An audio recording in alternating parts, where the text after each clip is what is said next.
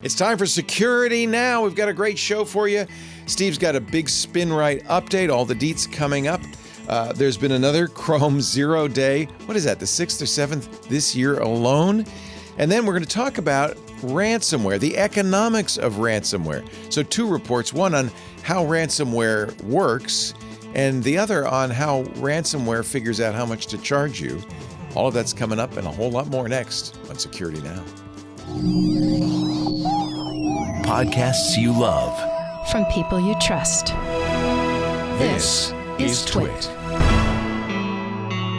This is Security Now with Steve Gibson.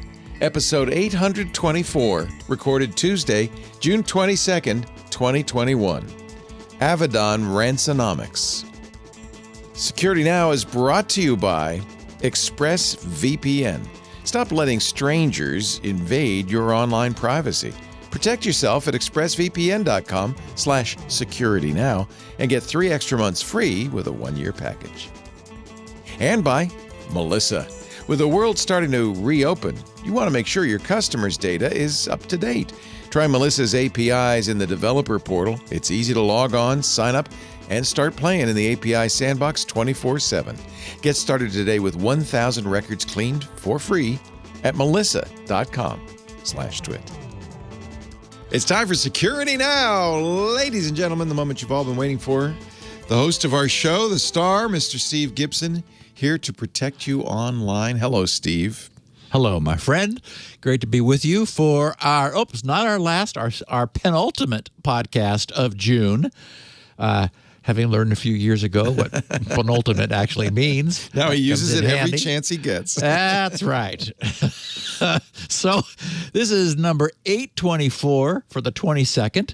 I titled this Avaddon Ransonomics. I had to look at that Ransonomics word a few times. It's what the Russians who wrote the article we will be talking about mostly used.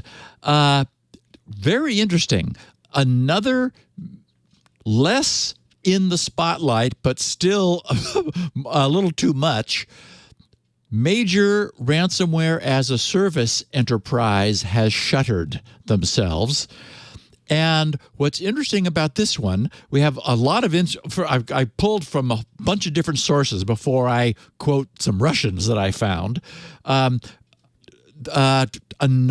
ransomware as a service group saying, we're going to stop this. Now, it's also been noted, and I did not have this in my notes, or didn't make it into the notes, that it looks like when these guys shutter themselves, there's some notion of a market or like an opportunity vacuum that's created, which other groups step in to fill. So it's not like the problem's all gone away. And it also may be that this is just a change of identity. Like they're saying, sorry about that. Blocking all of your Dave's gas. Dave's not here, man. Dave's not here. Yeah, exactly. Yeah. But and then they pop up, under another name. So anyway, we're going to talk about that. But first, this week, believe it or not, we have yet another 0-day stomped out in Chrome. What? We also have, yeah, I know, it's tough being number one. We also have some additional intelligence about the evolution of the ransomware threat that I want to share. I want to closely look, and I know that you guys talked about it, although I didn't hear it, but I know you did on MacBreak Weekly because it was the percent S's were part of the proposed names. Such a for hoot. Yes, it is.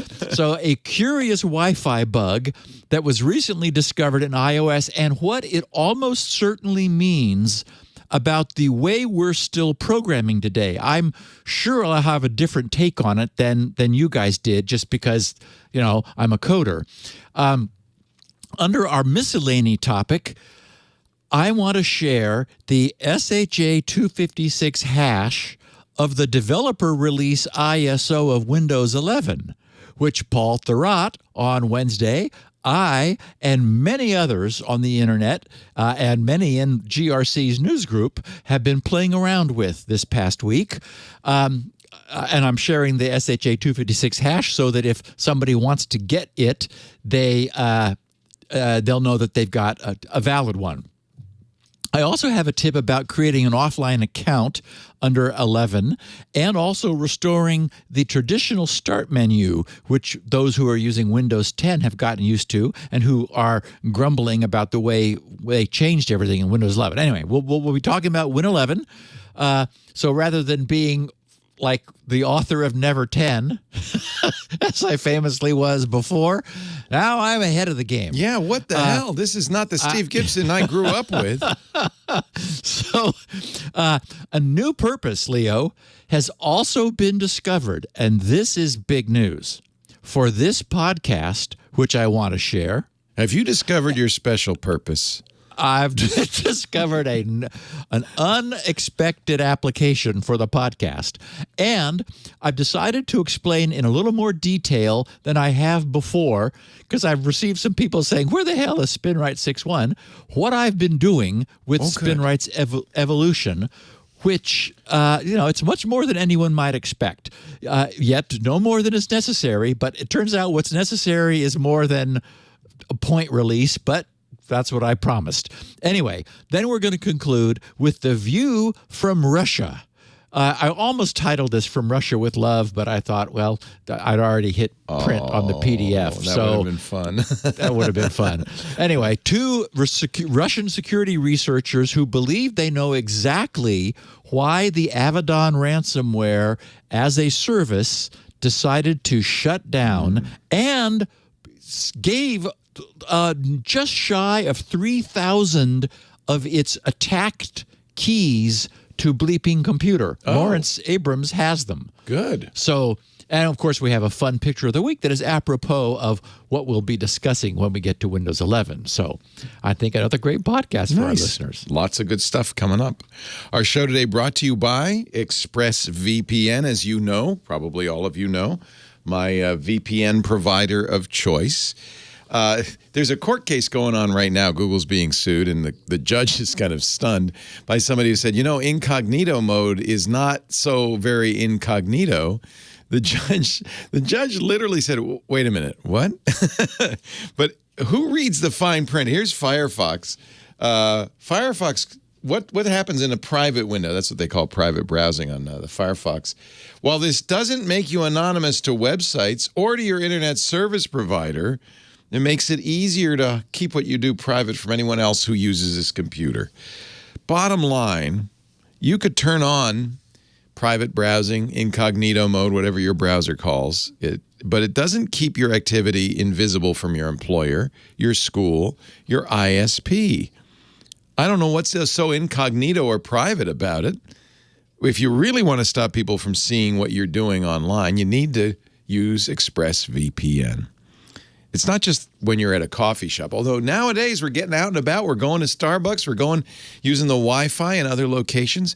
You better have Expressvpn on your computer to protect you. Otherwise, your traffic is traveling to the broader outside world right over that network unencrypted. Every site you visit can also be logged by the admin of that network or your ISP or your mobile carrier, even in incognito mode. Do you really want your mom and dad to see what you've been looking at? Or your spouse? Comcast, AT&T, not only they often do sell that information onto marketers. It's completely legal in the United States. So what's the solution? ExpressVPN. It encrypts all your network data, reroutes it through a network of secure servers so that your IP address is not your IP address. The address you use when you're using a Google search or visiting a website is no longer yours. It's ExpressVPN's, and that IP address is used by other ExpressVPN owners. So it really is completely anonymous. It's private. And ExpressVPN is so easy to use. You can put it on anything, smartphone, iOS or Android, Mac, PC, Linux. You can put it on your router. Works with many routers. In fact, that's a really good way to make your entire house secure and private. And it's so fast you won't even know you're running it. Sometimes I'll turn it on and forget, leave it on for weeks, and finally go, but why not leave it on if it's that fast? One button, tap to connect it, your browsing activity secure from prying eyes.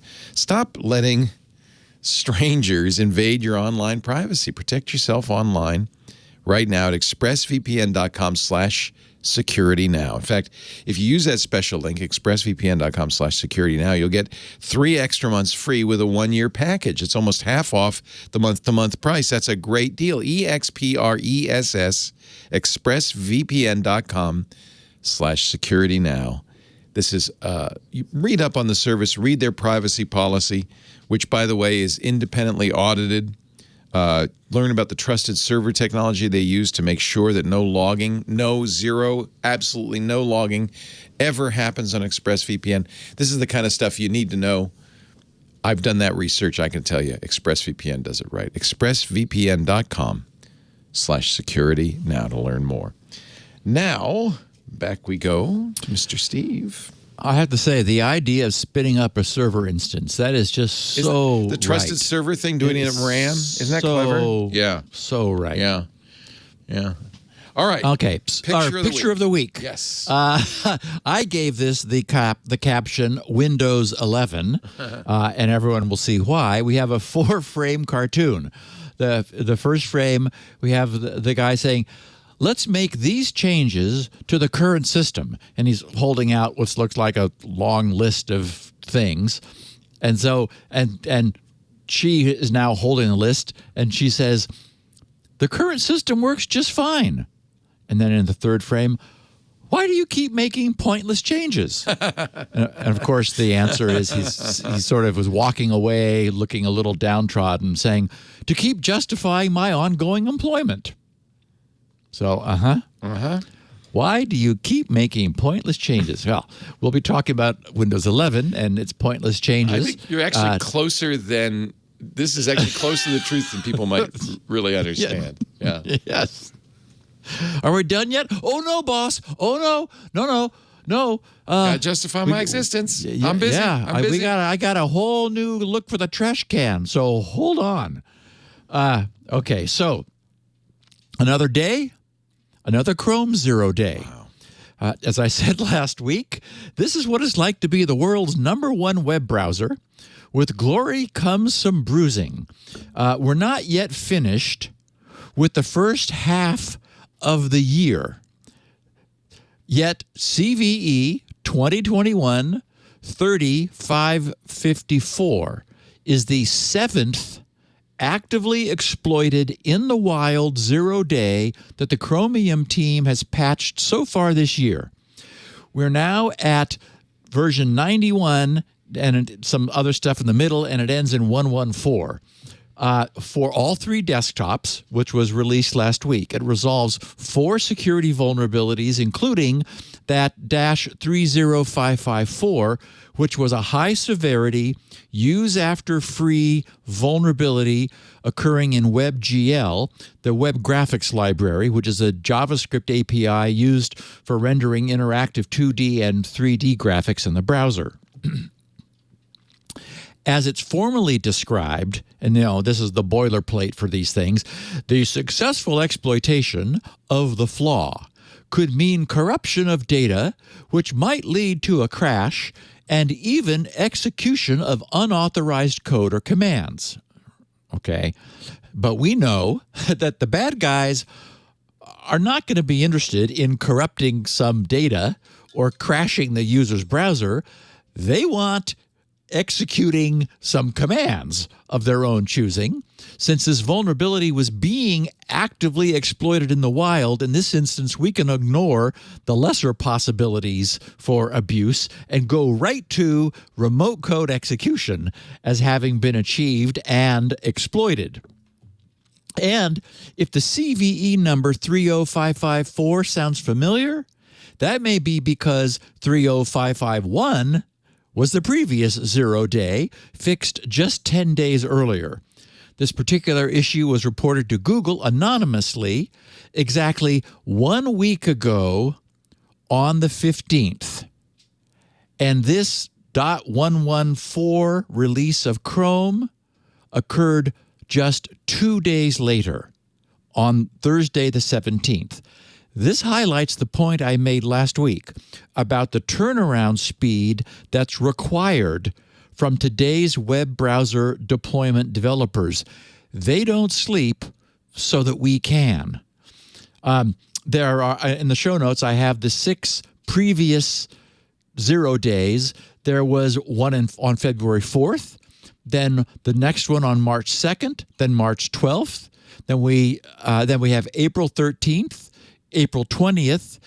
May somehow skated by because we had one in late April and one in early June, and then the last one, the 6th one, on June 9th. So Shane Huntley, the director of Google's threat analysis group, tweeted 2 weeks ago on the 8th. So that was the day before the 6th 0 day. And he said something at the end I don't quite understand. Maybe you can figure out what he means, Leo. He said, his tweet was, "I'm happy we're getting better at detecting these exploits and the great partnerships we have to get the vulnerabilities patched. But I remain concerned about how many are being discovered on an ongoing basis and the role of commercial providers." You mean like Google? What do you mean? Yeah, I don't know what that, and the role of commercial providers. Maybe like he's not talking about Chrome exploits. I mean, that's bizarre. Isn't that weird? I like commercial providers. And so I put a link to. I know what it is. Maybe not all of these are being discovered by Google's Project Zero, but by other security providers like Kaspersky and so forth. And that's who he's thanking. But I remain concerned about how many are being discovered on an ongoing basis and the role of commercial providers. Well, he shouldn't be concerned about that. He should be grateful. Yeah. Maybe he means commercial malware providers. I don't know what he's talking about. It makes no sense at all. Yeah. So anyway, I put his Twitter feed link in the show notes, and I thought, what? And so I went there and read around his other, maybe I could get a clue from what he'd said before or after that tweet. So I found it on June 8th and read in the region, but no, I have no idea what he meant. So he is a character. Look, by his photo made me think whoa, okay, you do look like a good-looking fella. Yeah. Anyway, so thank you, Shane, for these last 5 minutes of the podcast. We have no idea what it is you're talking about. Go back to work, Shane. But for what it's worth, we're concerned, too, about how many are being discovered on an ongoing basis, because you're breaking records, and not the kind we'd like you to be breaking. Yeah. Keep finding them, but how about stop making them? That'd be better. Okay, so as we've been noting, ransomware perpetrators are increasingly purchasing their access.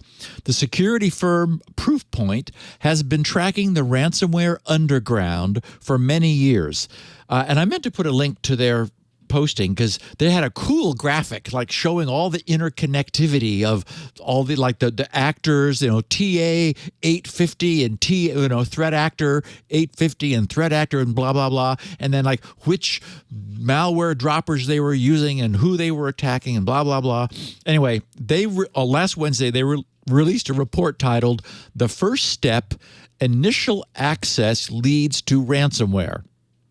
The report detailed the means by which ransomware attackers are increasingly partnering with unaffiliated cybercrime groups to obtain access to high-profile targets. You found it. Yay, perfect. This is the trend that we've talked about previously. This was the way we believe the Colonial Pipeline attack began, remember? An existing VPN logon credential was purchased on the dark web by a dark side affiliate, and that was used to gain entry into Colonial Pipeline's internal network. Proofpoint's research confirms this trend, but puts a little more meat on the bone. They explained that, they said, ransomware threat actors currently carry out, and by the way, this is a new term, big game hunting. So we'll be encountering that term a little bit later.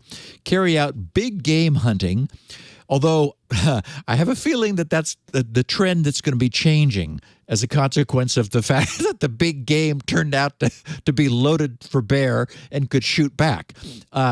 Anyway, conducting open source surveillance to identify high-value organizations, susceptible targets, and companies' likely willingness to pay a ransom. I thought that was interesting. This that really animated GIF is cracking me up. The hacker apparently does this over several days period of time. I'm sorry, I didn't mean to interrupt, but I'm watching this. It's bizarre the way they're attacking. Go ahead. I'm sorry. So they said ransomware threat actors can leverage existing malware backdoors to working with initial access brokers. That's the other new term. So we have big game hunters and initial access brokers. Working with initial access brokers, ransomware threat actors can leverage existing malware backdoors to enable lateral movement and full domain compromise before successful encryption. They said an attack chain leveraging initial access brokers could look like the following. So they have 7 points. First, a threat actor sends emails containing a malicious Office document. Number 2, a user downloads the document and enables macros which drops a malware payload. This is like exactly the scenario we've highlighted in the last couple weeks. 3, the actor leverages the backdoor access to exfiltrate system information. And 4, at this point, the initial access broker can sell that access to another threat actor. So he's already in, but he's not gonna do anything with it himself. Exactly. Wow. So 5, the actor then who purchased the access from the initial access broker deploys Cobalt Strike via the malware backdoor access, which enables lateral movement within the network. 6, the actor, meaning the ransomware affiliate, obtains full domain compromise via Active Directory. And then 7, the actor, the ransomware affiliate, deploys ransomware to all domain-joined workstations. So, just like an organic virus, which mutates to improve its chances of survival, we see here a similar mechanism of action. Anything which works to maximize the ill-gotten revenue of malign actors will be reinforced. So in this instance, we're seeing growing evidence of increasing specialization within the ransomware business model. We first saw ransomware gangs doing their own work. Then the affiliate model appeared to create much larger and broader ransomware franchises. We expect to soon see more formalized dark web escrow services as uninterested third parties are created to manage and apportion ransom payments among these different actors. And now we're seeing the emergence of IABs, initial access brokers, as the ransomware affiliate role divides and further specializes into initial entry and post-entry exploitation. For many years on this podcast, we've observed the situation that malware was present, like a lot of it everywhere. It would get into a router, border device, and would typically set up a bot in a router that would contact a command and control server to await instructions.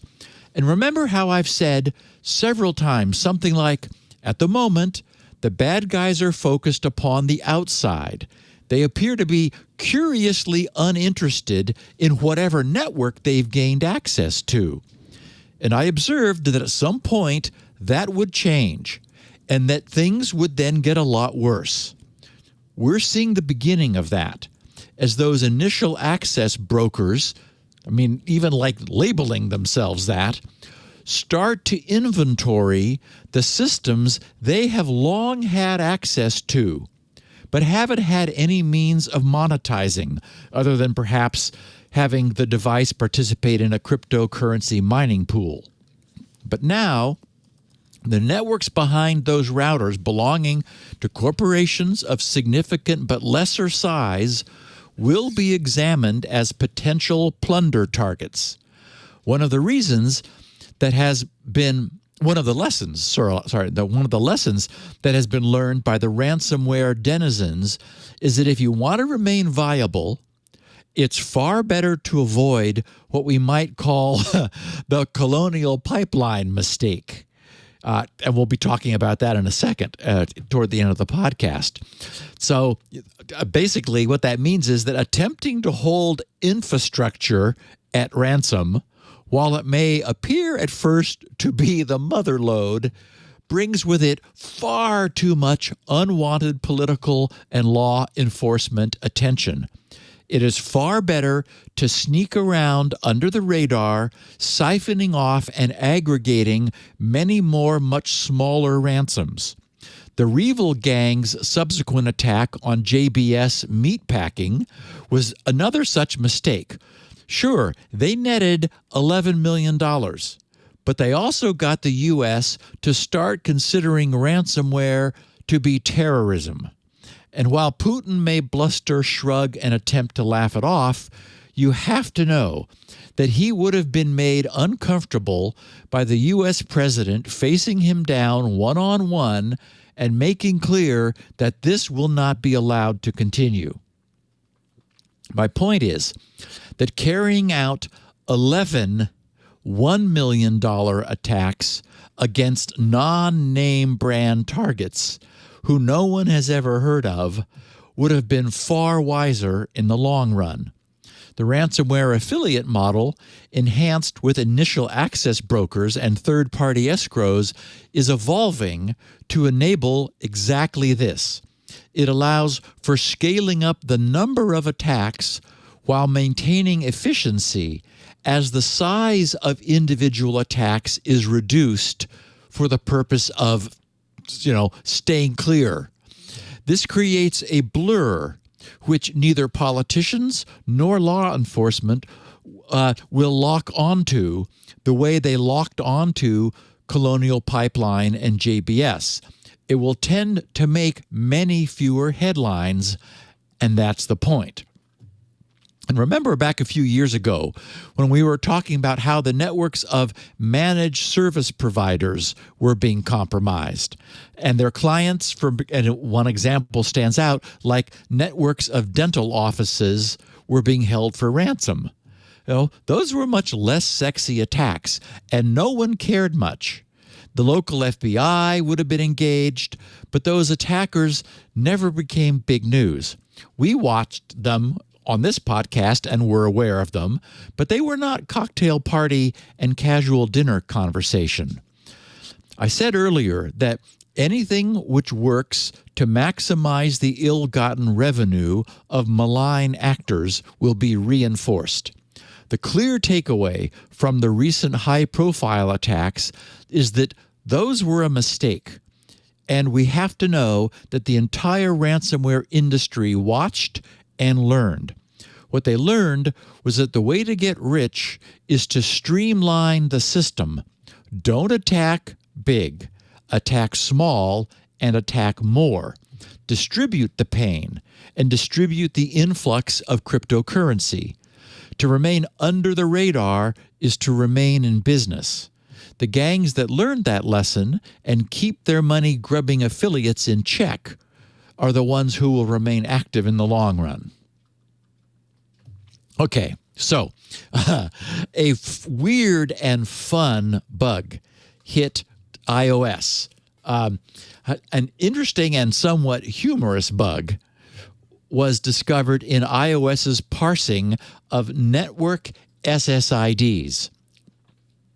There's long been a concept in programming languages, at least since Fortran, because I recall it being there, of using a so-called format string to describe the shape of the contents of either incoming input to a computer, or the way some output variables should be formatted for presentation on output.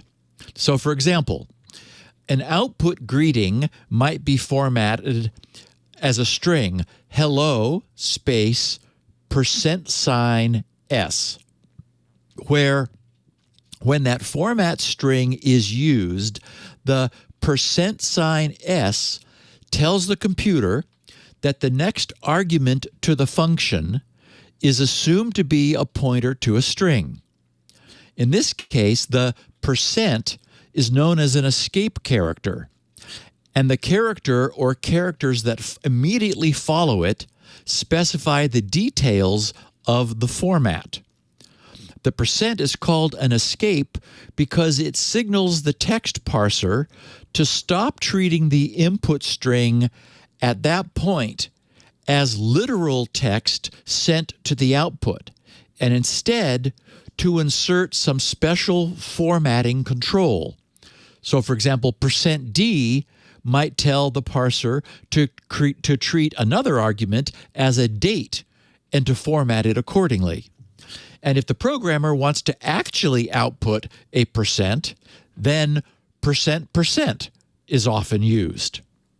Okay, with that bit of background, a security researcher who was poking around at iOS somehow discovered, and don't ask me how, he'd like, well, let's try this, see what happens.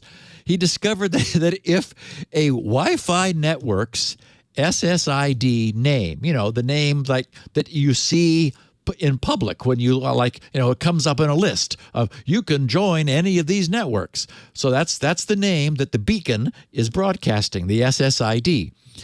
If it is set to %P, %S, %S, %S, %S, %N. So %P, then 4 S's, %S's, and then %N. And an iOS device then attempts to join any Wi-Fi network having that name, the device's Wi-Fi would become immediately and semi-permanently inoperative. A restart reboot would have no effect, and all logon attempts to reverse that change would fail.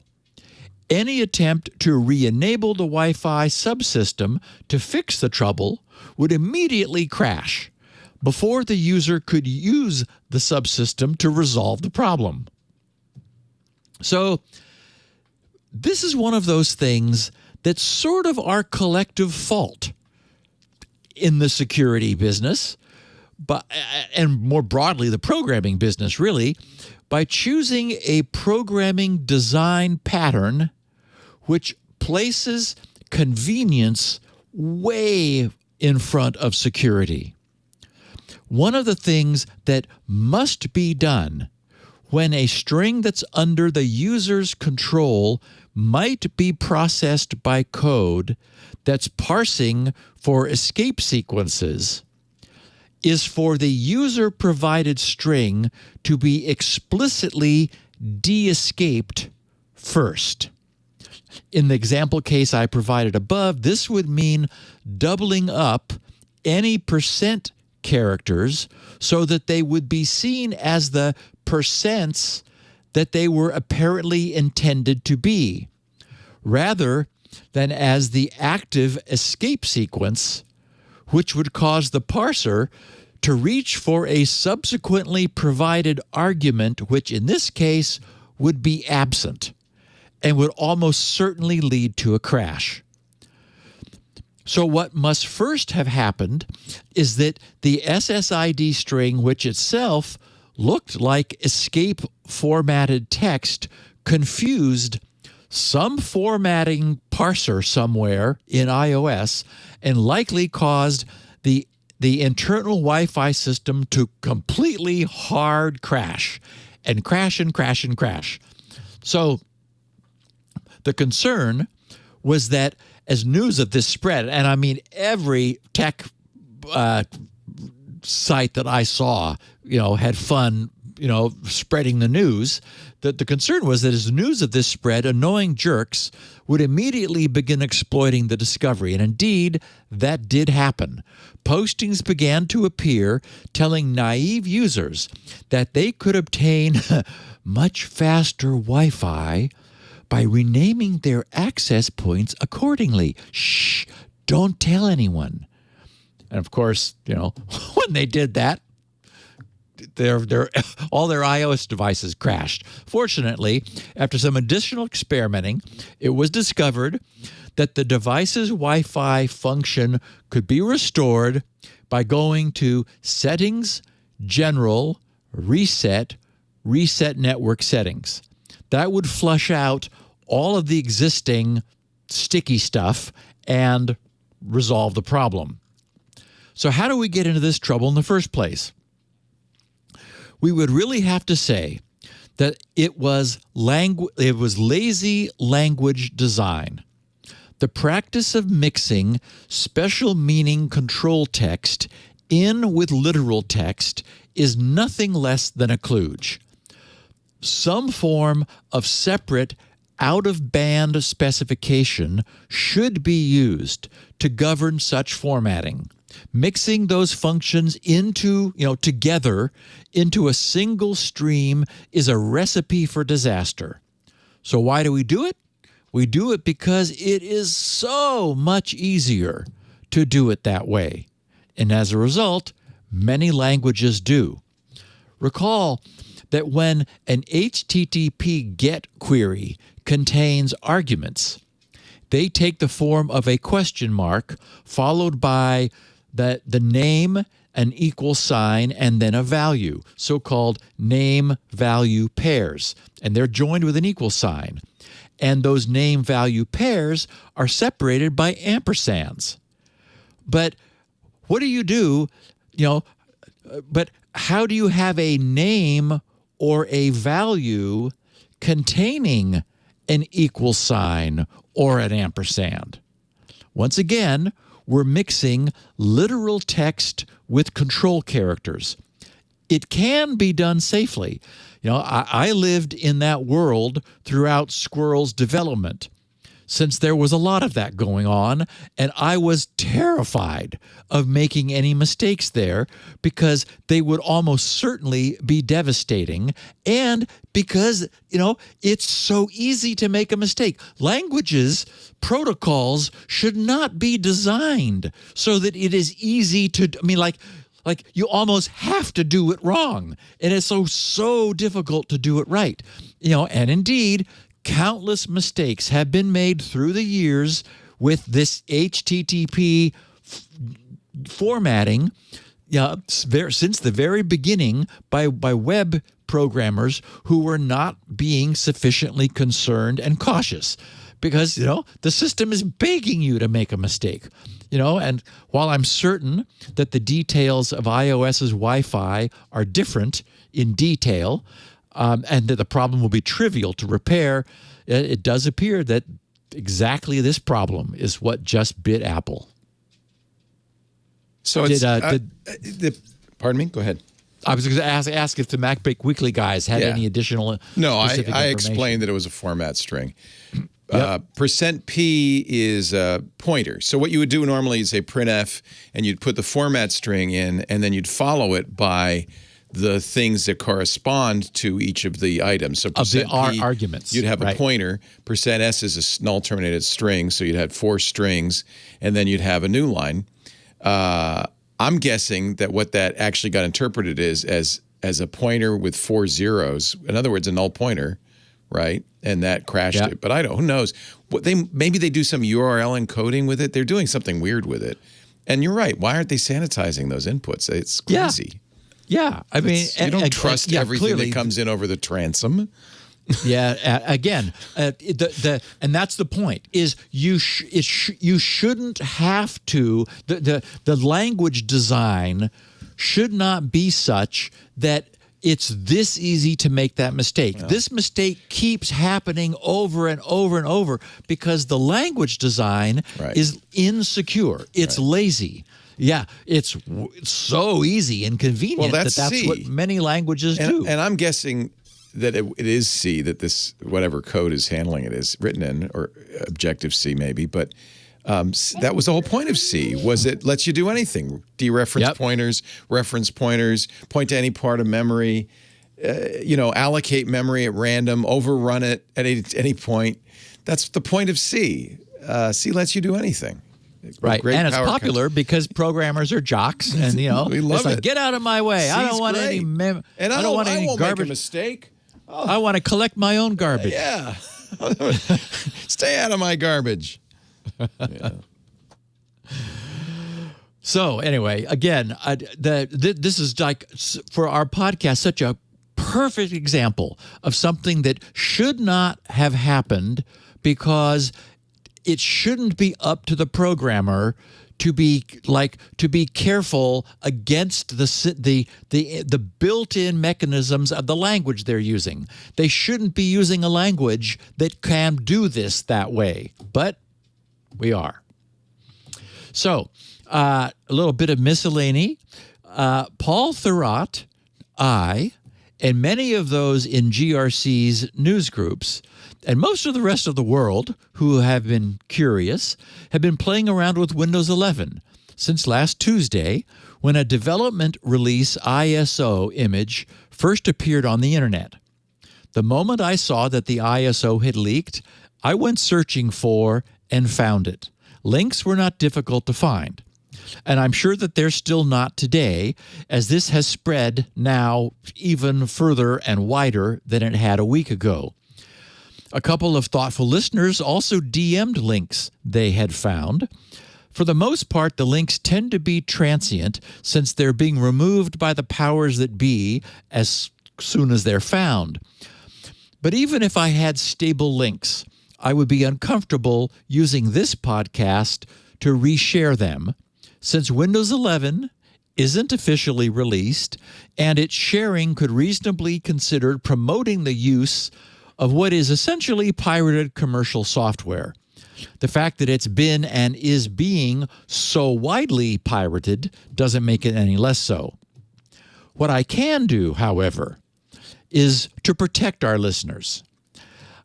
We can offer our inquisitive listeners some protection in the form of the SHA-256 hash of the known to be valid ISO file. That way, anyone here who believes they may have obtained the ISO from who knows where can readily verify its validity and safety for themselves. Being very cautious myself, last week I downloaded many of these 4.8 gigabyte apparent Win11.isos from very different sources, and checked each one's SHA-256 hash. They all matched, so they were all valid. And I also confirmed that with some other hashes that others were also making. This SHA-256 hash in the show notes, I've got the whole thing there. Its first 32 bits, it starts out with B8426650. And the last 32 bits, it ends with 6DA60DCB. Those 64 bits alone, the first 32 and the last 32, provide 1 in 18.4 times 10 to the 18th verification strength. So if your hash begins and ends with those, you're okay. For anyone who's interested in making a hash, there are various Explorer shell context extensions to show the hashes of files which are right-clicked on, but Windows has two built-in commands to do the same job. There's a standard command prompt command. It turns out that the Windows certutil, CERTUTIL, has a hash file forming function. You say certutil -hash file, and then the file name, and then SHA-256. I've got this shown in the show notes also. And then PowerShell has a built-in function, and it defaults to SHA-256. It's capital GET hyphen, capital file, capital hash, then the file name. Hit enter. It takes a while for a 4.8 gig file, but in both cases, you'll get the hash. And I haven't seen any instances of malicious ISOs, but you got to know somebody is going to create one. So if you do go get this, and if you're curious, take the time to make sure that the hash matches the one that I've listed. And having played around with it, it is indeed Windows 11. And I have to say, it is truly gorgeous. It is very pretty. But Leo, I'm a bit disappointed because I keep encountering plenty of pointy corners. It's supposed to be rounded. Exactly. Now, it occurred to me that it might be that the extremely high resolution of my monitor is not being compensated for, so that the subtle visual rounding is being lost. I believe that on that machine, I have my text scaling set at least to 150 because the resolution is so high. So what that would mean is if they're rounding with a bitmap, then they're not scaling the rounding as they're scaling the text in order to, keep the effect of the rounding the same. Maybe they'll fix that. But for whatever reason, what I'm seeing still seems quite pointy in places. There are reports of Win11 install failures on older machines. And when I heard you and Paul and Mary Jo talking about it last Wednesday, Leo, one of the reasons they were conjecturing that Microsoft may have done a Windows 11 is to promote the sale of new hardware. Yeah. It's like, hey, you want 11? Get it on this new, machine. But what's curious about that is it's certainly going to be able to upgrade over 10. So one of the things that's interesting is that Windows 11 refuses to run due to the desktop or whatever machine it's running on, but probably a desktop because laptops are better this way, not having a trusted platform module, not having TPM, and thus being unable to support Windows Secure Boot, which requires TPM. Support for Secure Boot has always been optional for Windows 10, but we have heard that, and now the industry is confirming, that for some reason Microsoft has decided to make it mandatory. That is, Windows 11 must have a trusted platform module. So that would rule out its use if it hadn't already been worked around. And maybe they'll stomp that out by the time it gets to release. Remember, you're not using a release version. In fact, there's a lot of things missing from what you're using. We know that. So it is a dev release. So anyone running Windows can first of all check for the presence of their hardware's platform's TPM by running a little snap-in. It's just called tpm.msc. So hit the Windows R, the Windows key and then R to open the run dialog, then enter tpm.msc and hit enter. That'll launch the TPM configuration applet. It's built into Windows. 7 has it, and I'm sure everything since does, and see whether the system agrees that it's got a TPM. That'll tell you whether that platform will eventually run Windows 11. I have links to 2 instances of web pages talking about the problems people have had last week installing Windows 11. Fossbytes.com has, is one of them. Solve TPM 2.0 error installing Windows 11 fixed. And basically it involves taking one particular file from the Windows 10 and substituting for Windows 11.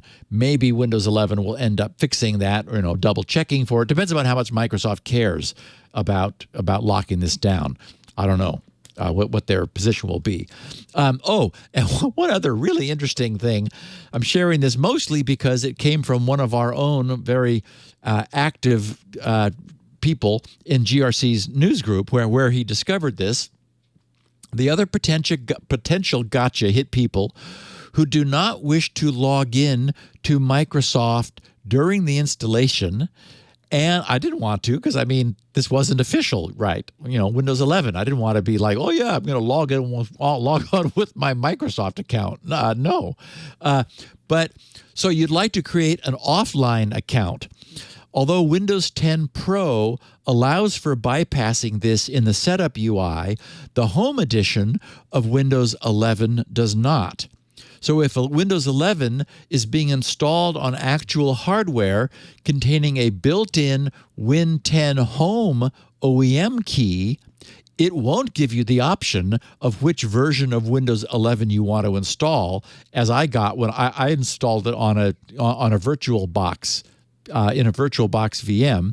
Instead, it'll insist upon installing the Home Edition, and that in turn insists upon the creation of an online account. In Win 11 Pro, it offers the I don't have internet option to bypass the establishment of an internet connection, but that's been deliberately removed from the options for the Home Edition. Okay, so here's the surprise.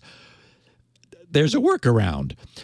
A guy named Adam, whose moniker is Warwagon, in the GRC Security Now news group discovered that it's possible to simply close the insistent "let's connect you to the internet" dialog by hitting the Alt F4 key combination.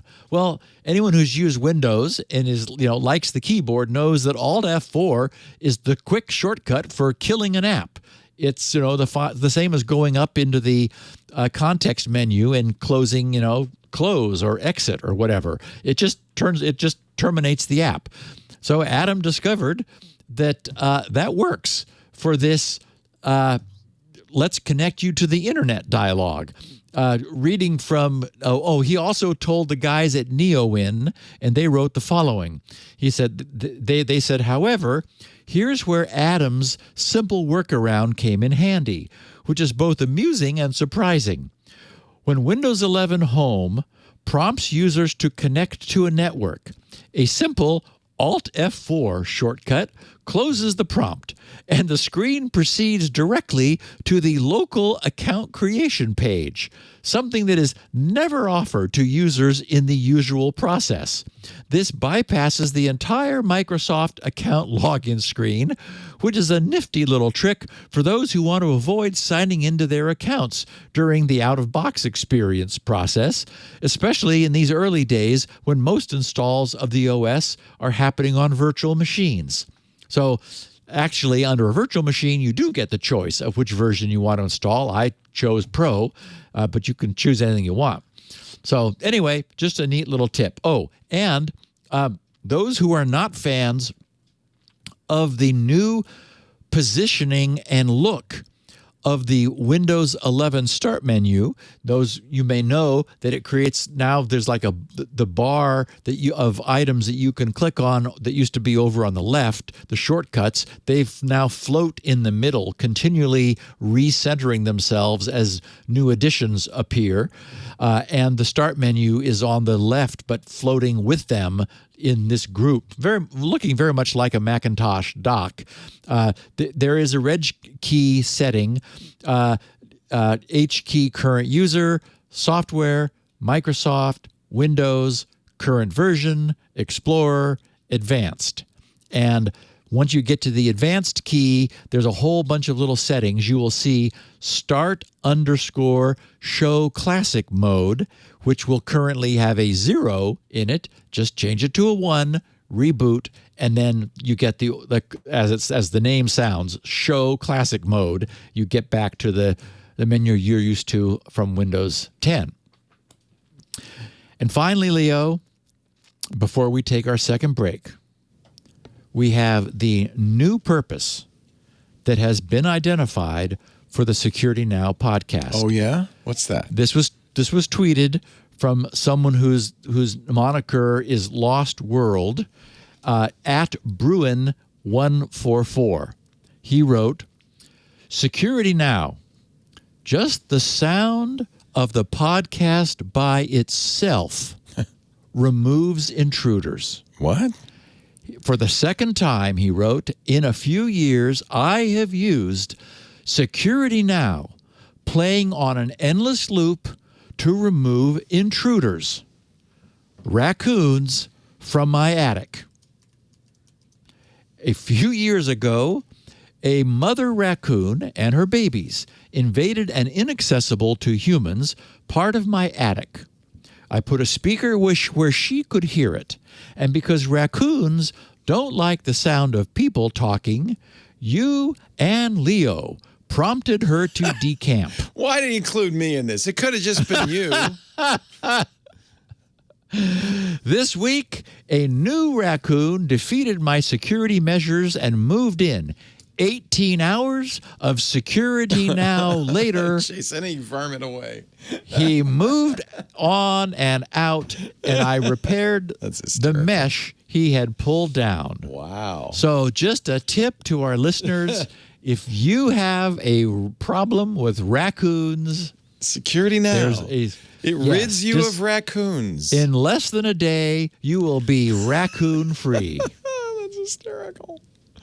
Hey, I want to correct myself. I said we were talking about that SSID string, and in C++ is C and Python and many languages. \n, for example. \n. %n is worse.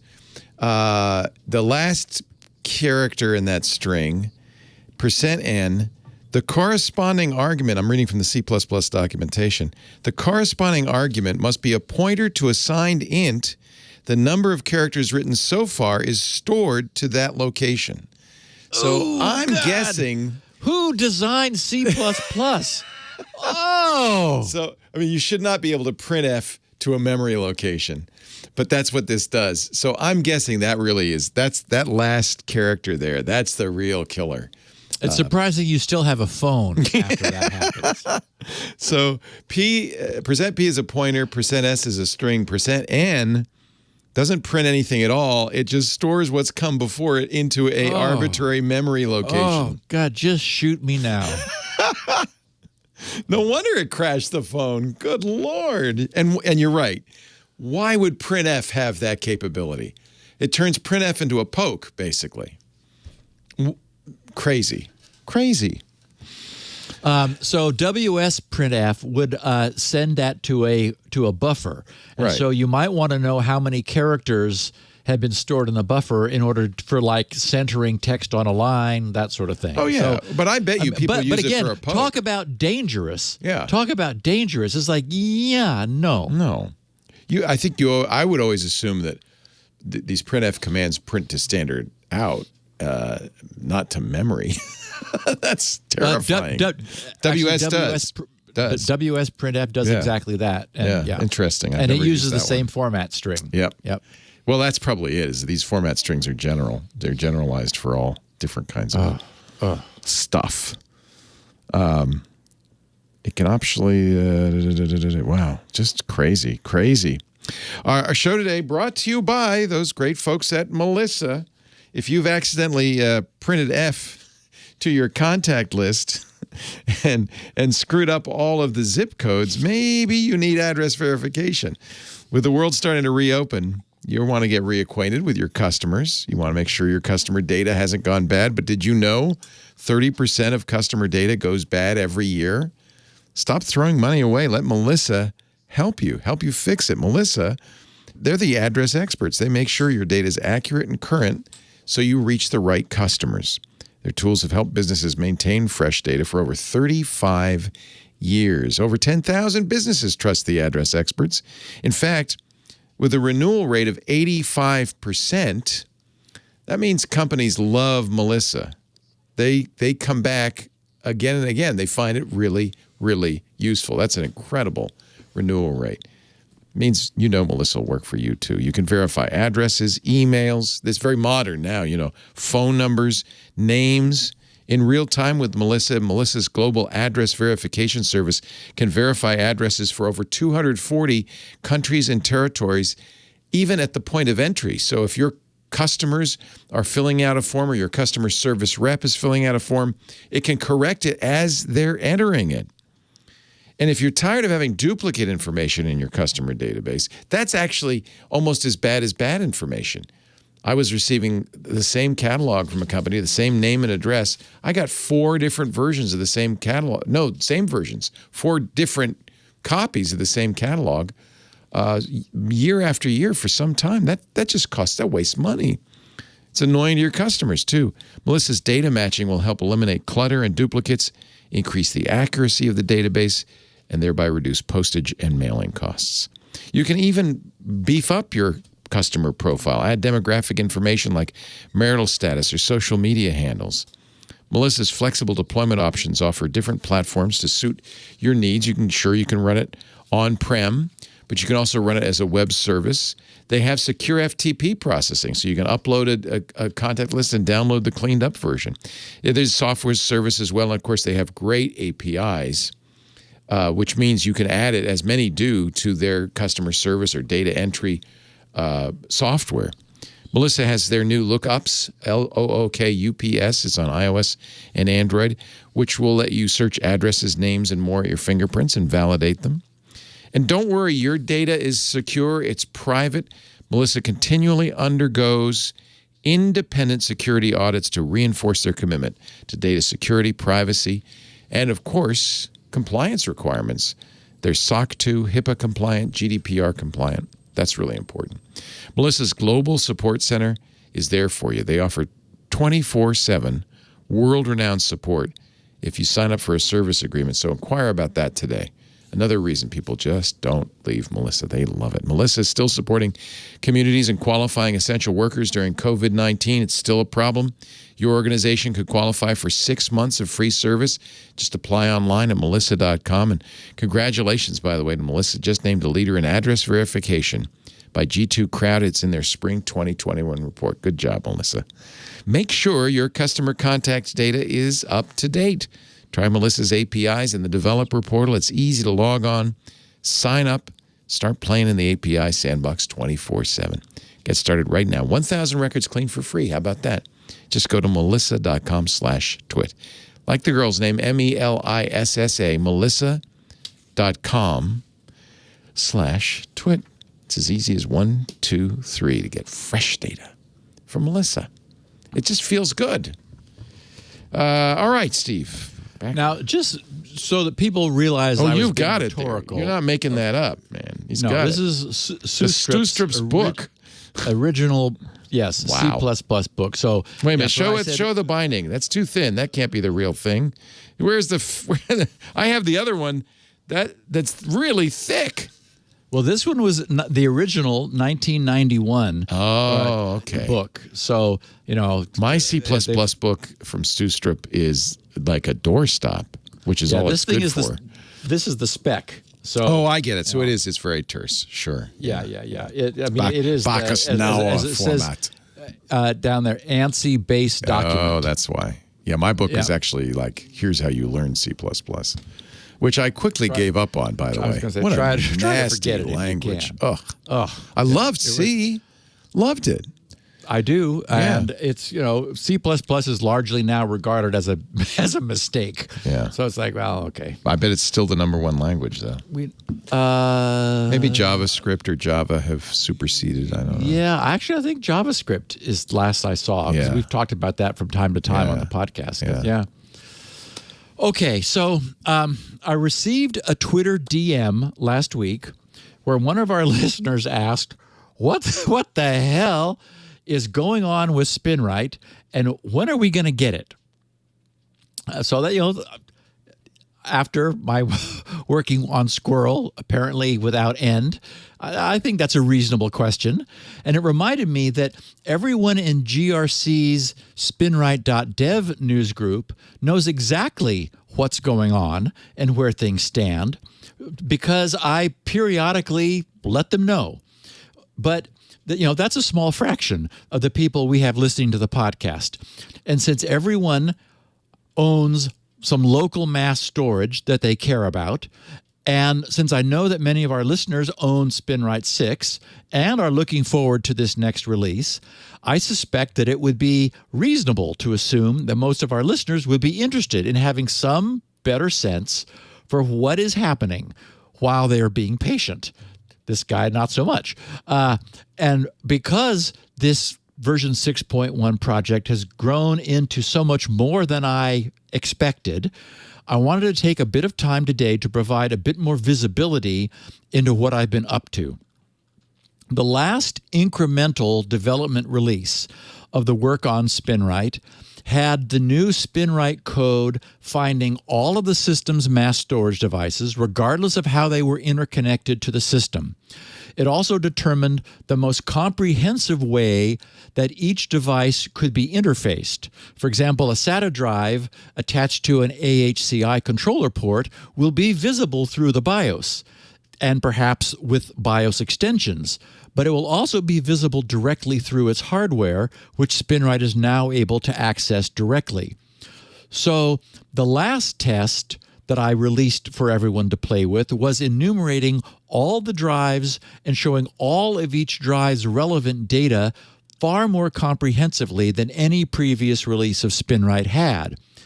That release went amazingly well, actually much better than I expected, probably because we've been moving forward carefully and leave only fully tested and verified code in our wake. After that, the next thing I had planned to do was to bring the drive benchmarking system online, since Spinrite's built-in read performance benchmarking would have to be testing the read channel of every drive. So exactly 1 month ago today, on May 22nd, I posted an update under the subject, "One thing leads to another," which was the beginning of the trouble I found myself stepping into. So I want to share that post and the 4 subsequent posts I've made since about what I'm doing with Spinrite. Even if you're not interested in getting your hands on 6.1, anyone who's interested in computer technology will probably find this little bit of snapshot interesting. So, May 22nd, one thing leads to another. I wrote, "Gang, it occurred to me last evening that by the time I have the benchmarking system running for everyone to test, this thing will be close to finished. Everything is interconnected, and one thing led to another. I said earlier that in order for the benchmark to be able to read sectors from the drive, it would need to have a lot of the system rewritten and running. That's turning out to be more true than I realized at the time. One thing leads to another, and I've been busily following those leads. A very useful thing has been that I know what lies beyond version 6.1. That's coloring many of the decisions I'm making along the way. I'm not really writing just for this, but also to a very large degree, for this to be a near-term future where we're joined by native drivers for USB and NVMe. This next Spinrite will have an architecture that's ready to accept them. Yesterday, I came up with a slick encapsulation for Spinrite's I/O work, a single function that replaces all of the scattered I/O throughout Spinrite. The problem was that sometimes Spinrite needs to use real mode 16-bit segment and offset buffers in low memory. For example, the BIOS only knows how to transfer there. And sometimes it's able to use a 32-bit linear buffer in high memory. For example, when I'm able to use the hardware directly. And in order to reduce the consumption of low memory, some working buffers that used to be in low memory can now be moved into high memory, since for the first time ever, Spinrite 6.1 will be running in flat real mode. So I explained, so each drive seen by Spinrite can be one of 5 different access classes: BIOS only, extended BIOS without hardware access details, extended BIOS with direct hardware access details, an IDE or SATA drive on the PCI bus with bus mastering, or a SATA drive on PCI with an AHCI controller. And then each of those, I've got little notes after each of those 5, which shows which of those the following 6 things apply to. Limited to max CHS, that's cylinder head sector size, which is 28 bits, 137 gig, potentially any size drive, access to the entire drive plus smart and the smart log data, segmented memory transfers only, that is lower 16-bit region, below 1 meg, possible use of large sector count transfers and linear RAM in high memory, and 16 megabyte 32K sector transfers to high memory. So you actually sort of end up with a grid of different access types and then the details that each of those access types applies to. This all needs to get figured out. So I said I already had the concept of selecting a drive into context, which has traditionally been shown by Spinrite's Selecting Drive for Use screen. That concept has matured significantly to become much more generalized, flexible, and comprehensive. Yesterday, I realized that all of Spinrite's data transfer work could be merged into just 3 generic types: transfer to from a single sector buffer, transfer to from a single sector scratch buffer, and transfer to from a track buffer. In each instance, the location of the buffer, the means of performing the transfer, and of obtaining the results will depend upon that the drive that's currently selected into context, the details of that specific drive, and the hosting system's BIOS features. So this new function, named just I/O, will encapsulate all of those specifics.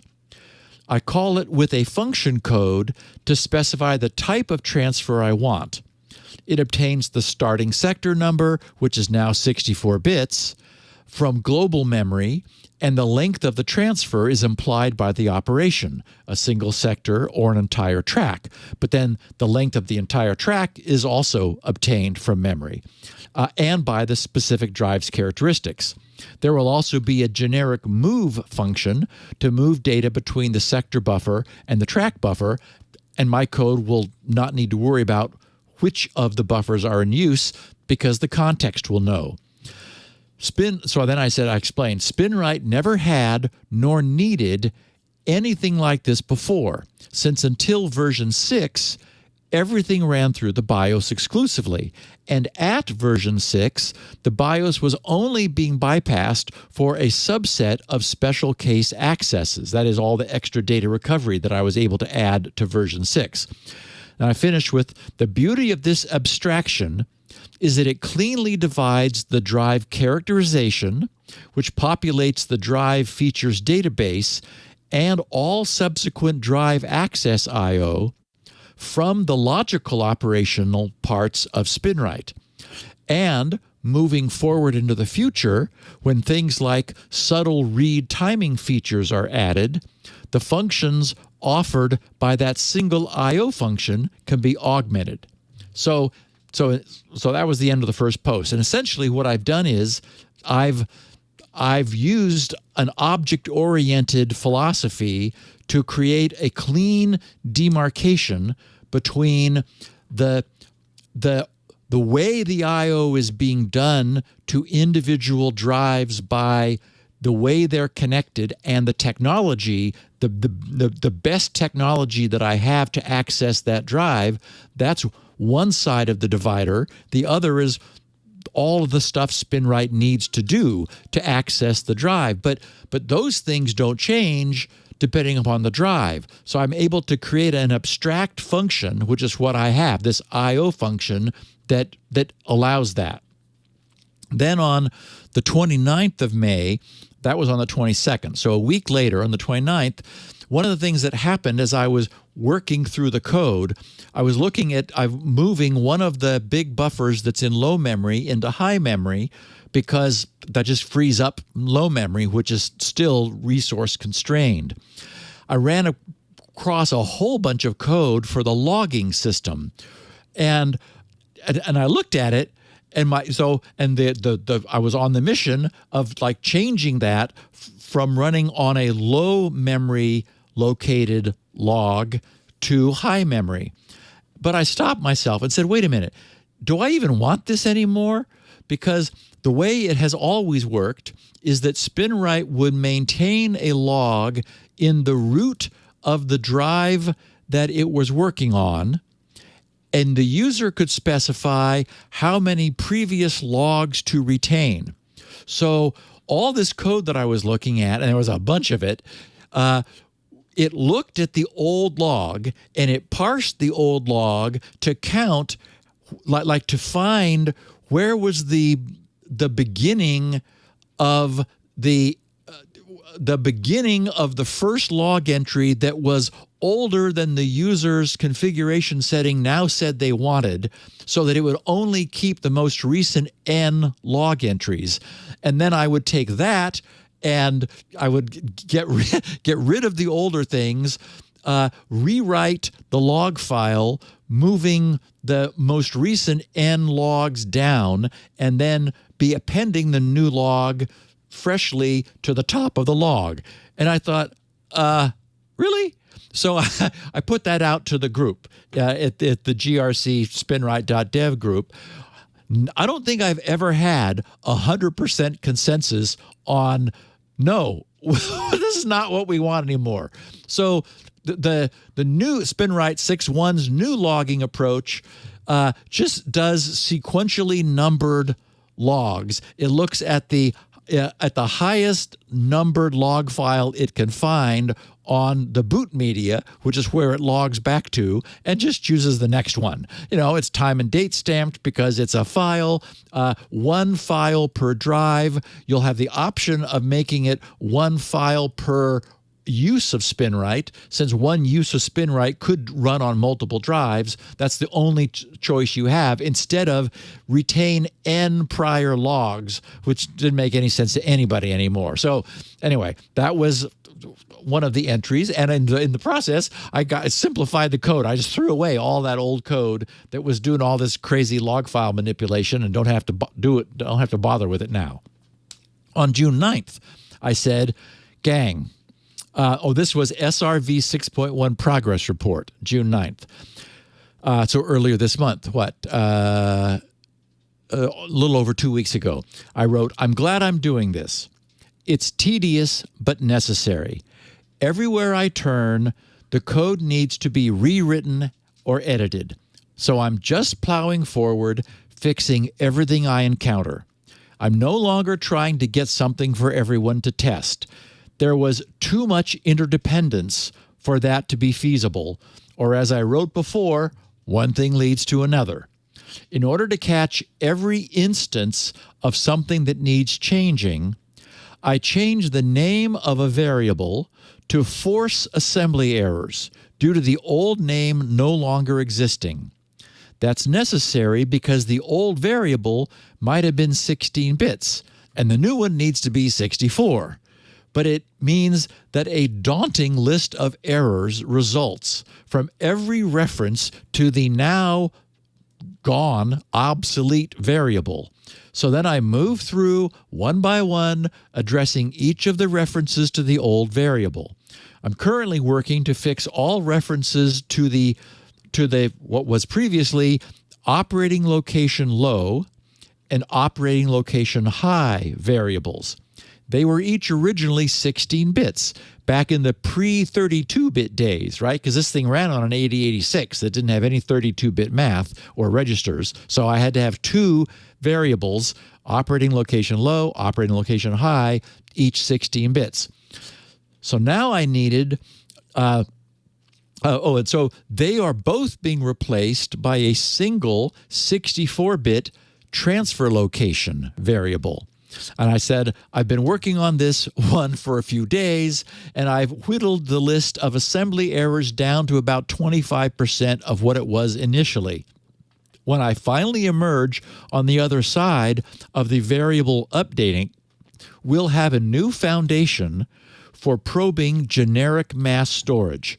But at the moment, I cannot even estimate what percentage of the way through I am. At some point, I'll receive a welcome surprise that there are no more errors because all references to the new variables will have been encountered and recoded.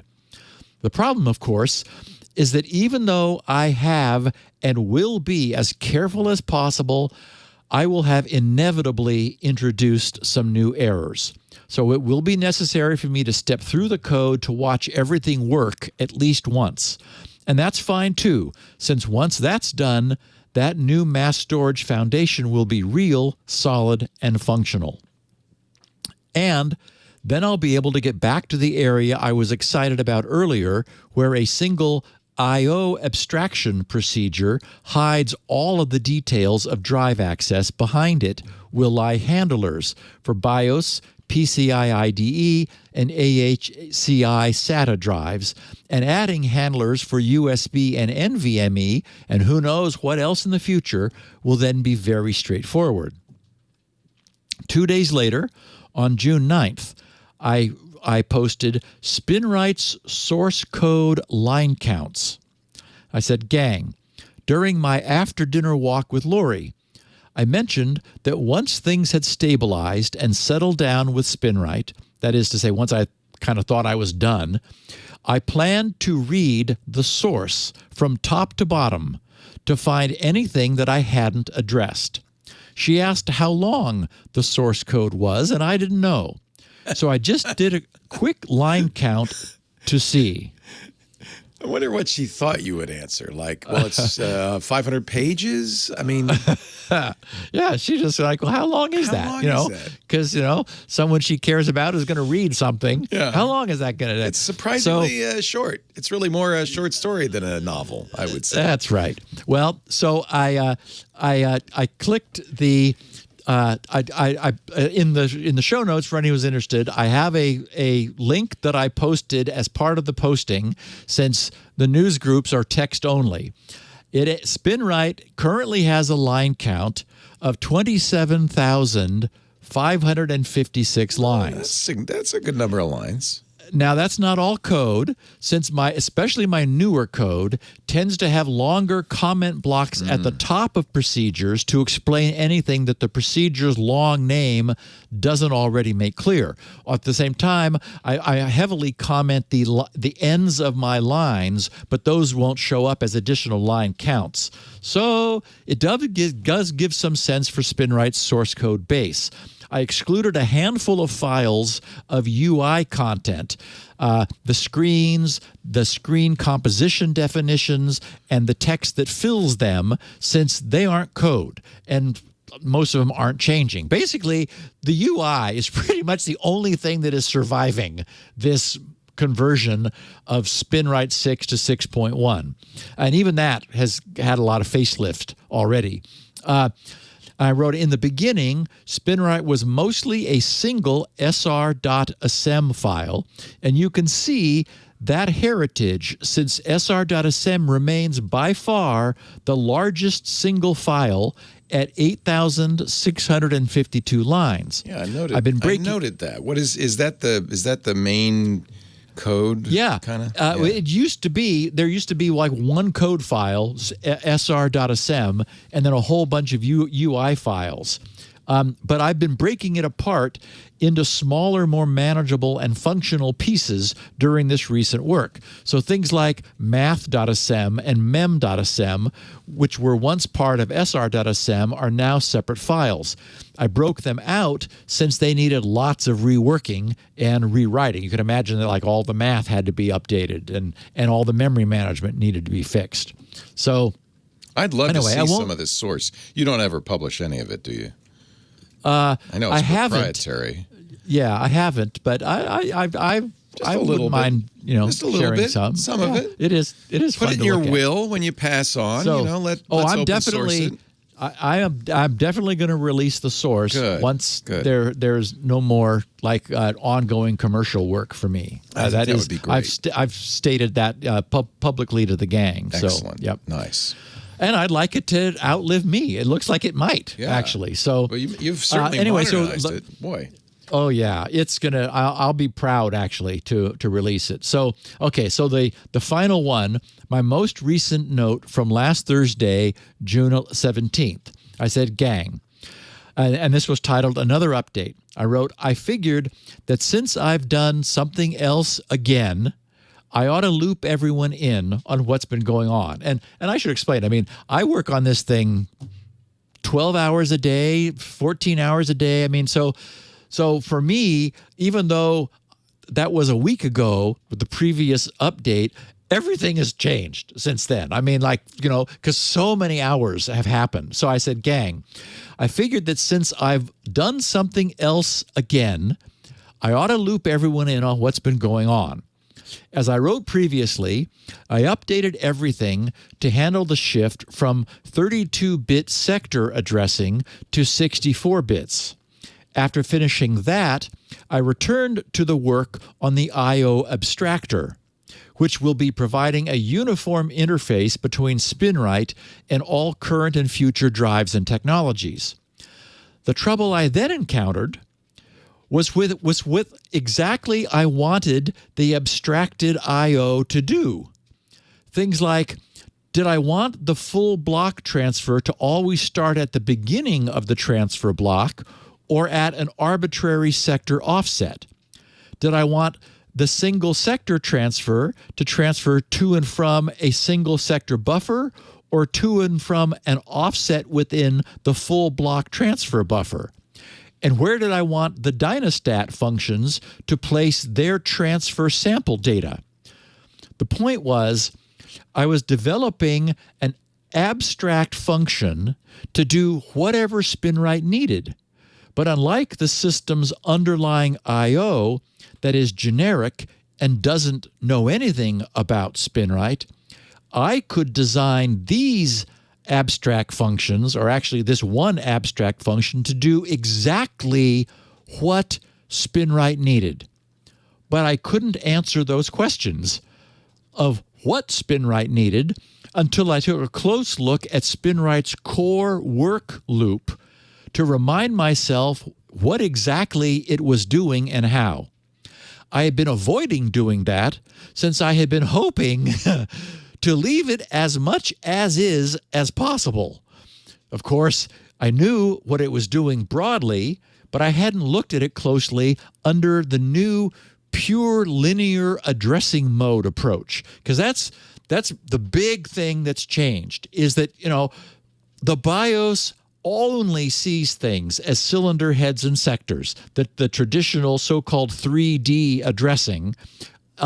There's an extension to it that kind of makes it linear, but it's very poorly supported. That didn't really happen much. Mostly add-on cards that would bring a BIOS along, but the motherboard never bothered to, because as long as you can boot the OS, who cares anymore? So anyway, so the point was that that the group already knew that I had recognized the only way to go forward was to scrap this cylinder head and sector approach, which absolutely bears no relationship to reality any longer. All drives are LBA, linear block addressing, NVMe, linear block addressing, anything that we're talking to, linear block addressing. So I said the short version is it all had to go. Nothing about the way it was written 34 years ago still made sense today. And even though Spinrite went through 5 major feature upgrades, the last one was 17 years ago, half of its 34-year life ago. As we know, Spinrite's original mission was to non-destructively low-level reformat drives. It did this one track at a time. It would read all of the data from a track, really, really reading it no matter what. Then it would low-level reformat that one track, which might cause verified defective sectors to be moved into different logical sectors and previously good logical sectors to suddenly become defective due to reinterleaving. So Spinrite untangled all of that, rewrote the track's data back to the track, then moved on to the next track, and so on until it was finished. Even though Spinrite has not been doing much of that for quite some time, all of that logic had remained essentially unchanged until now. Spinrite's original philosophy had never been updated. It hadn't been getting in the way, but neither has Spinrite been operating at nearly the speed and capacity that its new drivers will now enable. I suppose an analogy might be we've built powerful new jet engines, but we can't really hang them onto the balsa wood body that was sufficient when it was being powered by rubber bands. An example would be that Spinrite's track buffer was a single 64K segment. Since transfers cannot cross a segment boundary, this was an absolute limit. 64K is 128 sectors, so no transfer could be larger than 128 sectors. But now we come along with 32,768 sector transfers into 16 megabyte buffers. There's just no way for Spinrite's existing core code to deal with that change. And when Spinrite was zipping along on a drive, it was doing track-by-track transfers. But if it hit any trouble on a track, since Spinrite was always track-based, it would drop out of track mode into sector mode, where it would assess each of the track sectors one by one to determine what to do about that track. But it makes no sense when we're transferring 32,768 sectors at a time to, quote, drop into sector by sector mode for all of the buffers probably fine 32,768 sectors. So the new Spinrite will have restartable mass block transfers where a problem sector will stall the transfer, will work on that one sector, then resume the mass transfer starting with the sector that follows. Anyway, I wrote, the point is, this exactly matches the evolution of our media, and there's no getting around the fact that it needed to be done.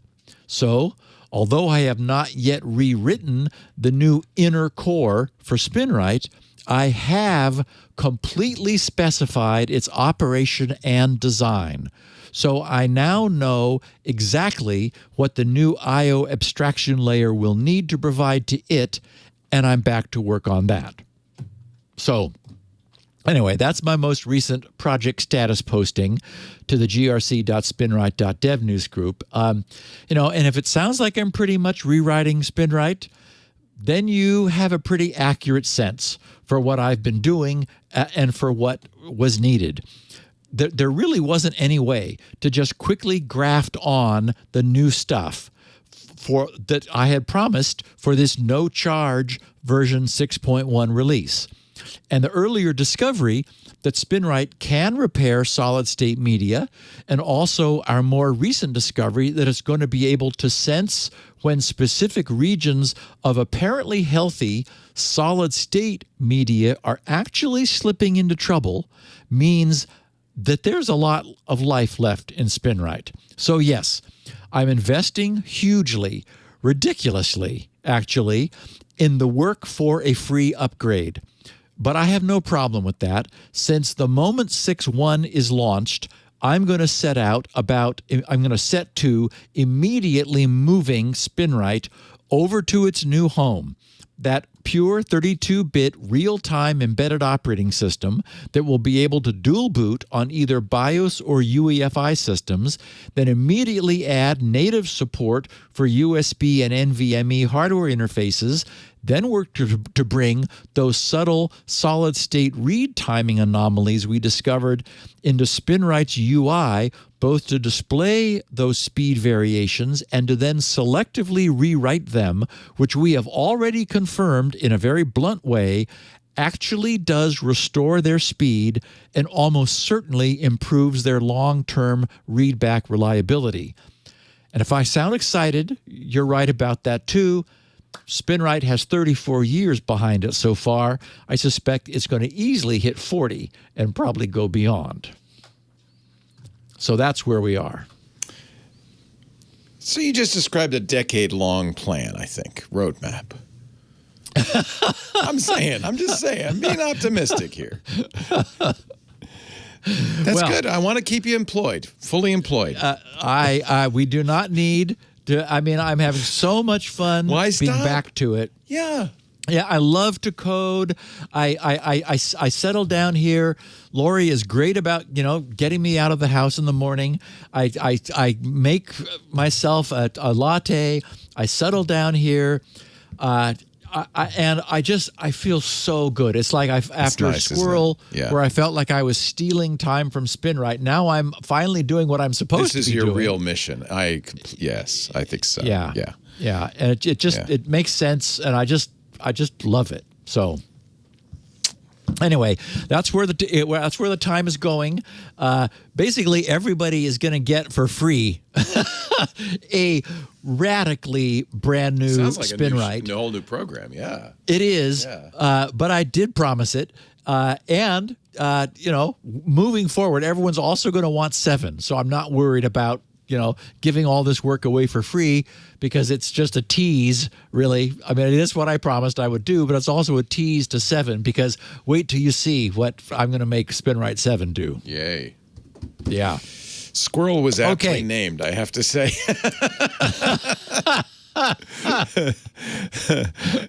Unconsciously so, but I think aptly named. Okay. Yeah. That's good. No, you know what?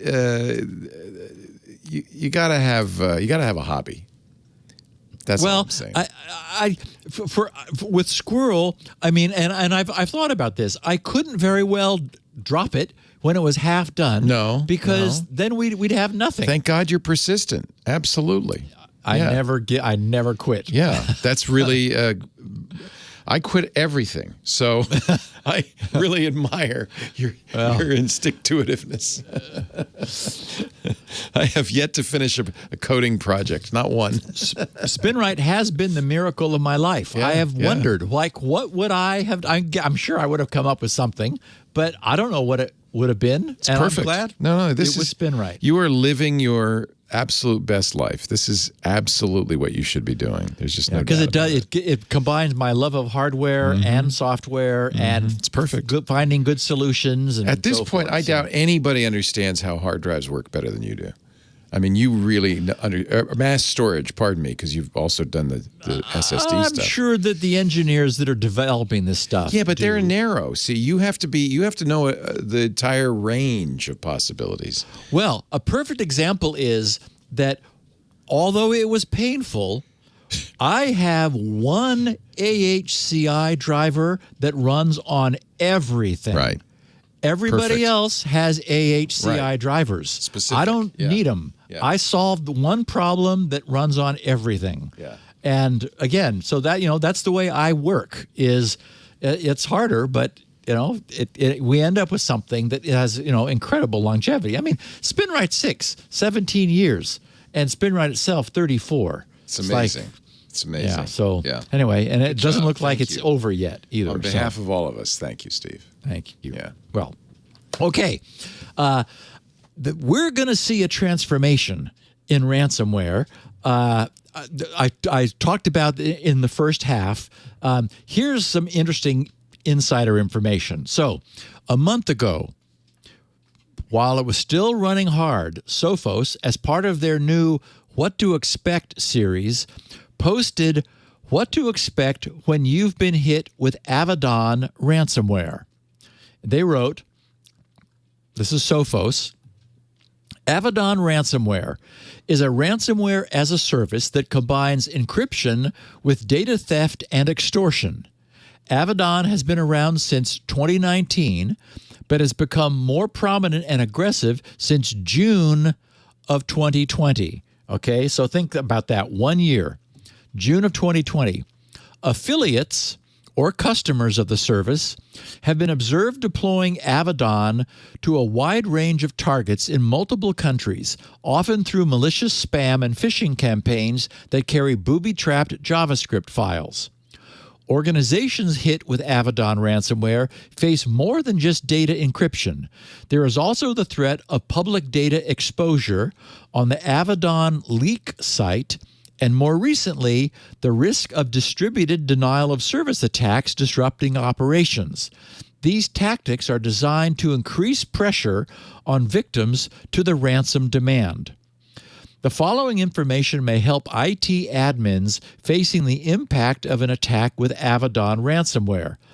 And they titled in italic, or they added in italics, according to reports appearing from May 17th, 2021, so just the previous month, the operators behind Avadon ransomware have taken the service private, possibly by being more selective about affiliates and their targets.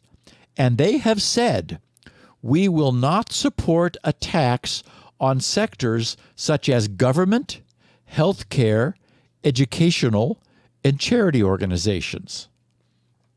So that's interesting.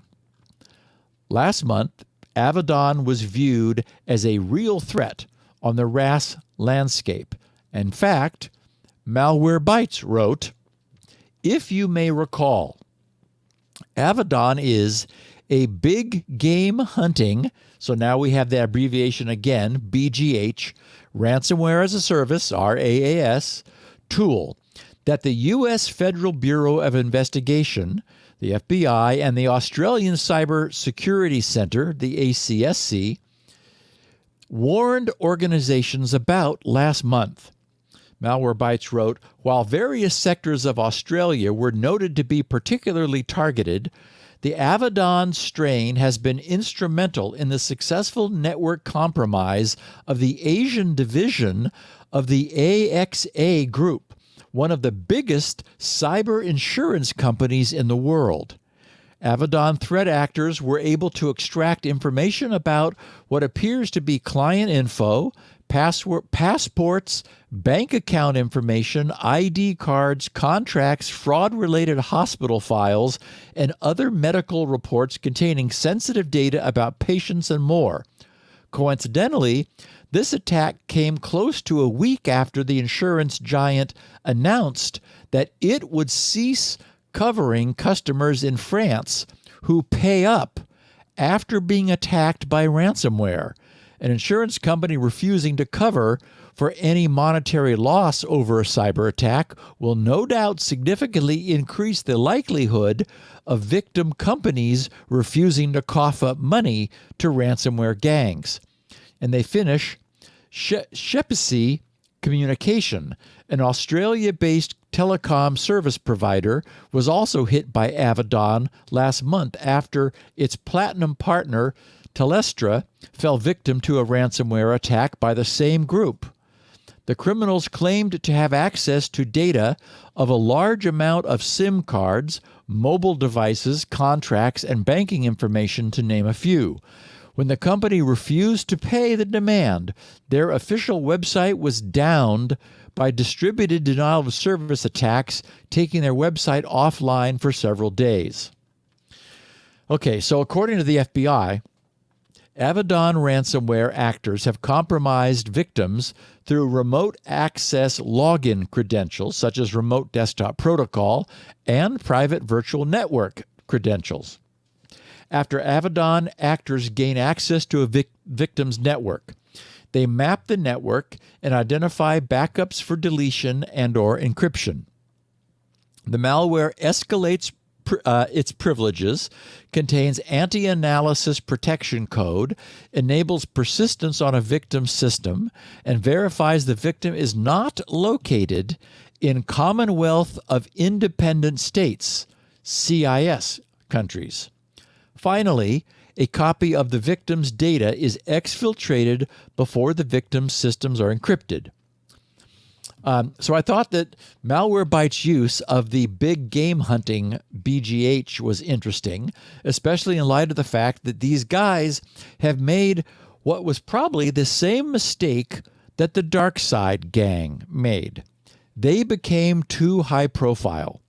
Their attempt to take their operation private last month was likely their means of hoping to regain control over their out-of-control affiliates who were attacking irresponsibly, or at least without apparent regard for social responsibility, which, lo and behold, as I noted earlier, in the wake of DarkSide and JBS, has suddenly become a thing that ransomware attackers need to consider.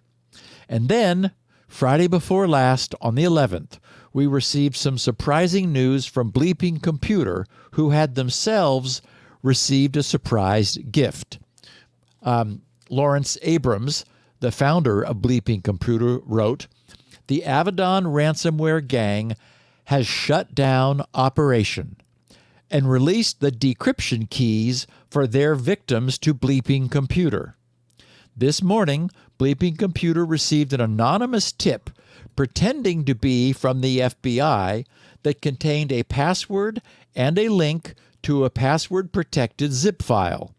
This file claimed to be the decryption keys ransomware Avaddon and contained 3 files. After sharing the files with Fabian Wosar of Emsisoft and Michael Gillespie of Coveware, they confirmed that the keys are legitimate. Using a test decryptor shared with Bleeping Computer by Emsisoft, I, wrote Lawrence Abrams, decrypted a virtual machine encrypted with a recent sample of Avaddon. In total, he wrote, the threat actor sent us 2,934 decryption keys, where each key corresponds to a specific victim. Emsisoft has released a free decryptor that all victims can use to recover their files for free. While it doesn't happen often enough, he wrote, ransomware groups have previously released decryption keys to Bleeping Computer and other researchers as a gesture of goodwill when they shut down or release a new version.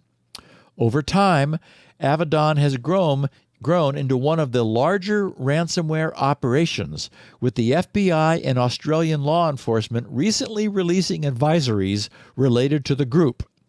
And I think that may be the key.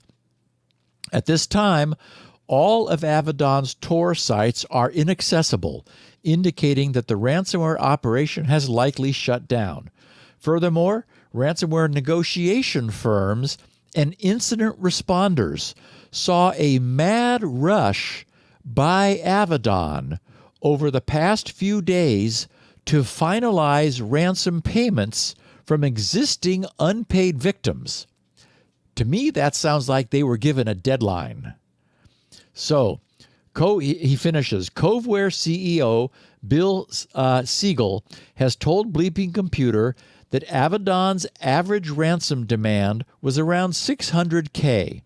However, over the past few days, Avaddon has been pressuring victims to pay and accepting the last counteroffer without any pushback, which Siegel states is abnormal.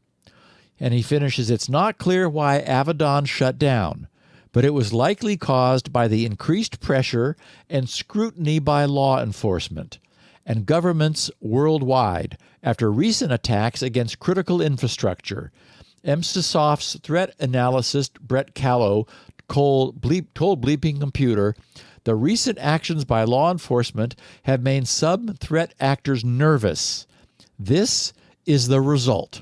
One down, and let's hope some others go down too. And this brings us to the view from Russia. with a lot of interesting inside information brought to us by two Russians, Vitaly Kremez and Valesy Boguslavsky. Together, they run ADVINTEL, a contraction of Advanced Intelligence, ADVINTEL. And they offer unique insight thanks to having access to unique data and players in their home country. They explain why it all comes down to one thing and why I titled this podcast Avaddon Ransonomics. So I've edited and tweaked their write-up, actually in some cases significantly, to fix some minor Russian as their first language errors and to clarify things here and there, but it's essentially untouched. They begin by explaining the ransomware gang's name. The three-letter Hebrew root AVAD, and that's 4 letters, but okay, from which the name Avaddon is derived, has 2 main semantic interpretations: to destroy and to lose or get lost. Indeed, they wrote, these 2 meanings perfectly define the Avadon ransomware, a destructive and malicious force which always managed to conceal and disappear. They wrote, today we shed light on this lost and hidden criminal empire using unique data sets. The full list of Avaddon victims ever targeted by the group over the year of its existence, discovered by ADVINTEL. This unique SIGINT data is supported by exclusive HUMINT findings, statements made by the Eastern European underground cyber community leaders who worked with Avaddon, explaining and interpreting the group's rapid rise and even more rapid downfall. On June 11th, 2021, Avaddon released keys for over 2,000 victims containing the exact company breach names. Our analysis of the confirmed victimology shows that some of them are the world's leading companies. How did this group succeed in hitting so many companies within a year? The answer is Avaddon created an entire ecosystem around themselves, a web of supply chains, international affiliates, sellers, underground auction managers, and negotiators. They have established an organic ecosystem of criminal extortion economy, a form of ransonomics. Of course, Avaddon was not the only group pursuing a diversified approach to building a larger business system. However, they were likely the most creative ones. They were the only Russian-speaking group that enabled but promoted international partners joining the team as affiliates that directly represented the coverage of Avaddon's attacks, reaching 5 continents. One of Avaddon's largest attacks on a major financial institution occurred in May of 2021. Of course, that's the attack on AXA. It illustrates this integrated approach of building the ransomware attacks economy. While investigating the AXA attack, they wrote, we discovered 141 unique indicators for RDP compromises for the victim's domain. This means that Avaddon was using the services of an RDP brute forcing group.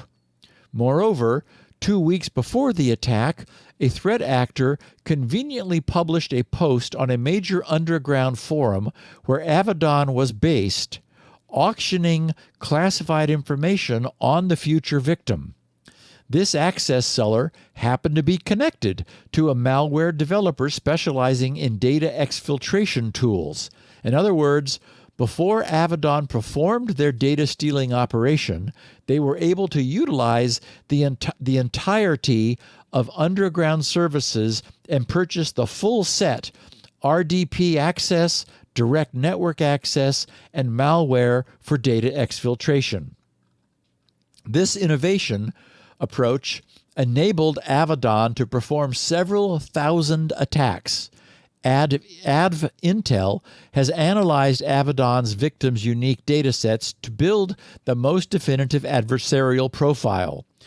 Traditionally, while profiling the group's victimology, companies rely on the data available on public, i.e. ransomware websites. And indeed, even looking at this partial data, which only includes companies whose information was dumped on the shame blogs, we can see that Avaddon played a major role in the threat landscape. However, the victims whose names were published on the shame blog are only the tip of the iceberg. Intel's advanced data set covering all Avaddon victims provides further visibility into the gang's operations. For this statistical research, Intel has selected a special high-value target data set. First, we defined the industries which were the primary targets for the group: manufacturing, retail, technology, and engineering being the most preferred sectors, most likely because, for the companies of these sectors, even a brief interruption of business can imply fatal consequences. For the next step, we performed market research of the victims' revenue to identify the potential pattern of Avaddon attacks. The total revenue of all victims was around, and this is aggregate total earnings over their life, $35 billion. This is the segment of the market which has been in one way or another threatened by Avaddon's malicious operations. Avaddon's victims can be divided into three categories: small, medium, and large. The average per victim lifetime revenue was $13 million for small businesses, $187 million for medium-sized businesses, and $3.7 billion for large businesses. They said our next research goal was to calculate how much money the Avaddon Group could make before their rapid retirement. We have utilized our previous knowledge from threat actor engagements to develop realistic formulas of ransom demand calculations supported by the actual Avaddon cases. Traditionally, all Russian-speaking actors are using the victim's annual revenue to calculate the ransom. After identifying the revenue, they investigate the sector within which the victim operates. The most common calculation, which according to our sensitive and credible source intelligence as used by Avaddon, was the so-called 5x5 rule, where 5% of the target's annual revenue is used to start the negotiations, with annual revenue estimated as 1/5 of the total historical revenue. In other words, for a victim which has a total lifetime revenue of $7 million, the starting ransom price will be $70,000. Typically, Avaddon dropped the price during bargaining, and the end ransom was around $50,000 for a successful operation. However, not all companies out of the 2,000 victim list were forced to pay such ransom. In many cases, the negotiation failed, or the ransom was minimal, several thousand $, especially in the beginning. At the same time, bigger payments were demanded from larger entities. Here, the 5x5 formula would be replaced by a more tempered scale for larger ransom involving 0.01% margins for annual revenue instead of 5%, etc. So, for a multi-billion-dollar company, the demand was constrained to a few $1 million.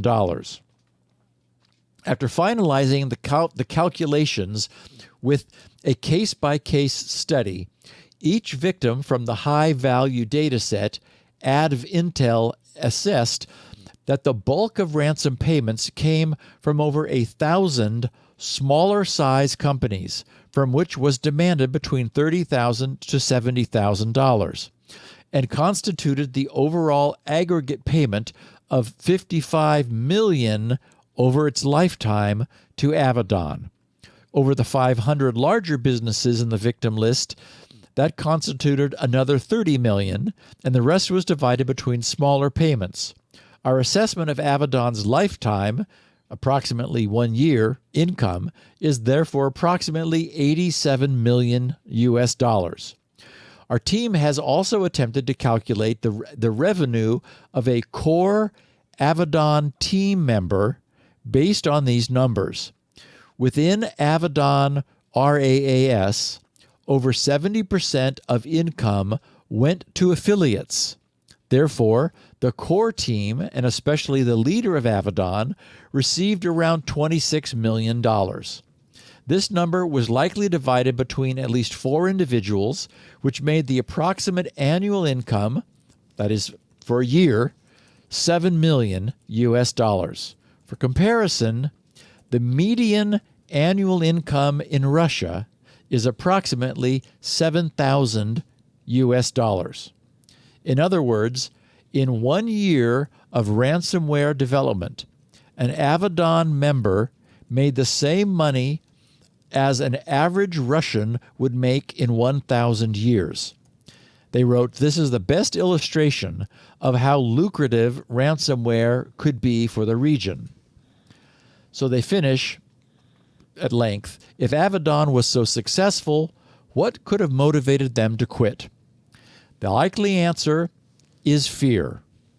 U.S. law enforcement and the Biden administration became very upfront regarding future retaliatory measures against ransomware, and the new angle in which ransomware is seen as essentially an act of terrorism. And remember, this is from 2 Russians.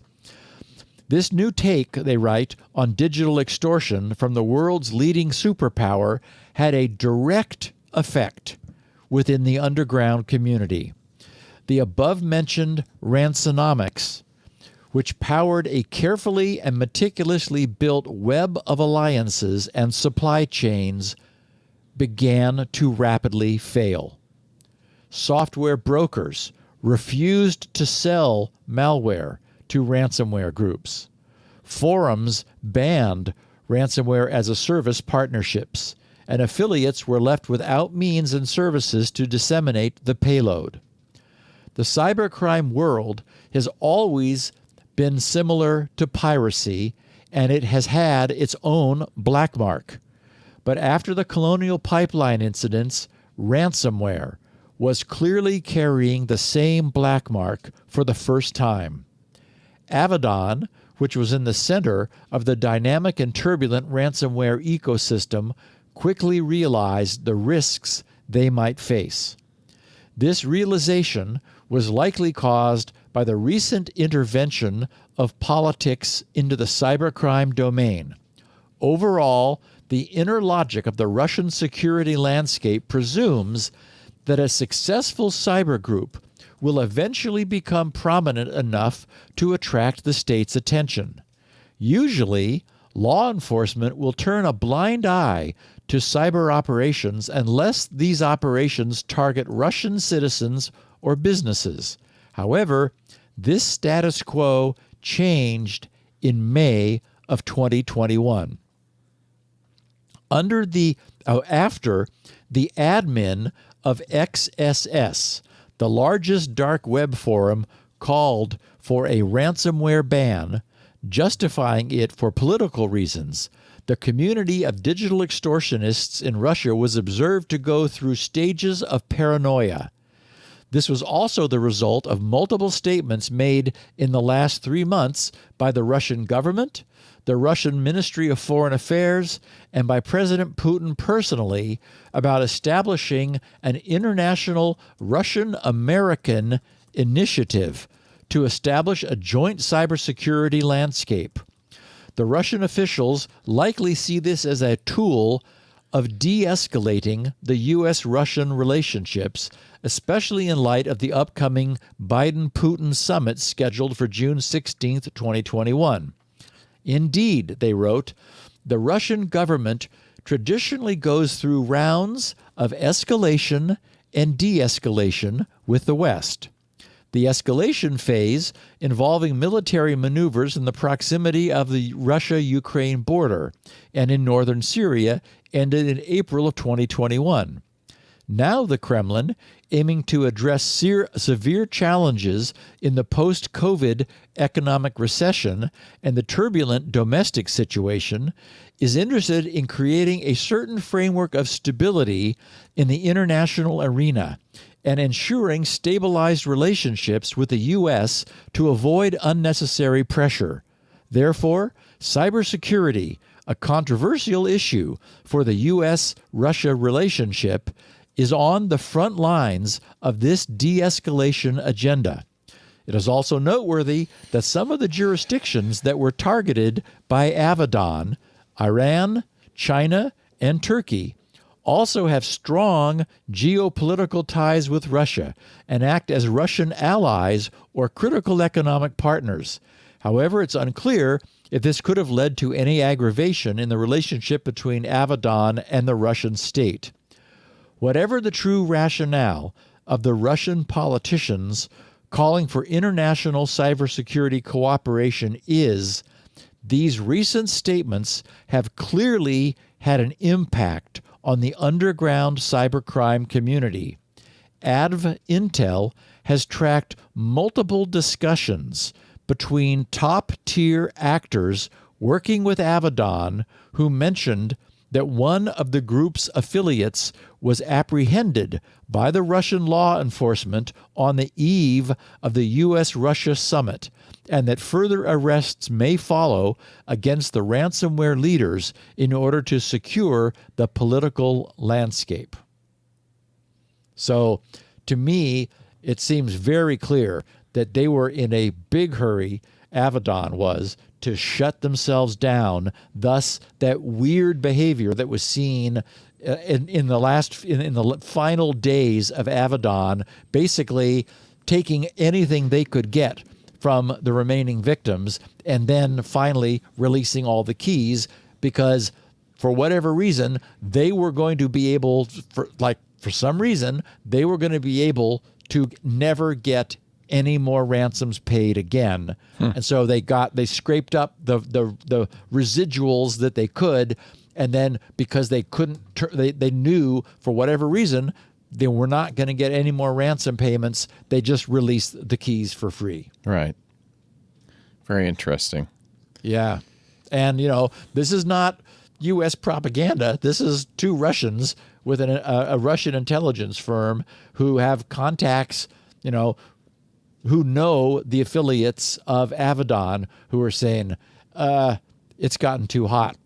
We can't do this. Putin says, you cut it out for a little bit, okay? We'll get you later. Yeah. Very, very good stuff as usual, Steve. I really enjoyed the update too on Spinrite. I can't wait to see some more stuff from you. It's exciting. Oh, me too. Yeah. I'm going to go working on it this evening. Well, if you want to know more, if you want to get a copy of Spinrite and get the free upgrade, all you have to do is go to grc.com, forums.grc.com. You can read up on it, keep up with what Steve's doing because he does post regularly to the forums. And also, while you're there, you can get a copy of the show. Steve's got a couple of unique formats. He's got the 64 kilobit audio like we do, but he also has a 16 kilobit audio, very small audio files, a little scratchier, but if you don't have a lot of bandwidth, it might save you some download speeds, download time. He also has the human written transcripts. Elaine Ferris does a great job with those, so you can read along as you listen. That's all at grc.com. You can leave feedback for Steve at grc.com/feedback or on his Twitter account. His DMs are open. His Twitter handle is SGGRC. We have 64 kilobit audio and video as well on our website, twit.tv/SN.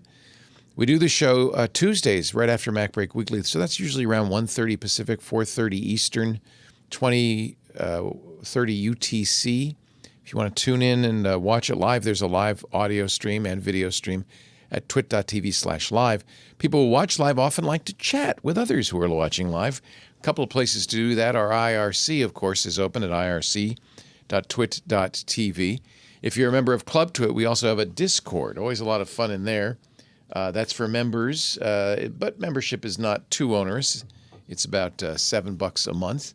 You get ad-free versions of all the shows, audio or video. You also get the Discord and a special TWiT Plus feed with things that didn't make it to the podcast. A lot of times there's some good conversations before and after shows.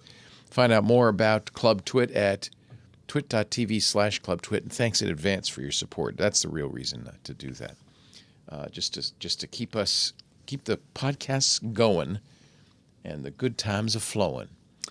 What else? There's a YouTube channel with all the videos there. Actually, if you go to twit.tv/SN, you'll find a link to the YouTube.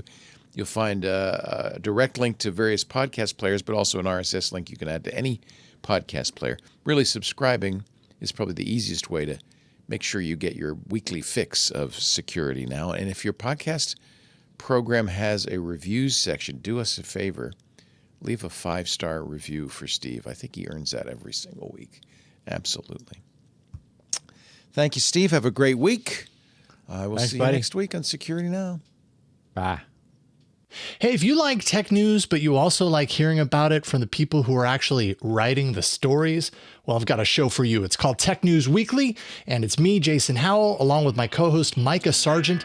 Every week, we invite the people making and breaking the biggest tech news stories from around the web onto this show to talk to us about it. It's a lot of fun. You should check it out. Tech News Weekly can be found at twit.tv/TNW every Thursday. We'll see you there. Security Now.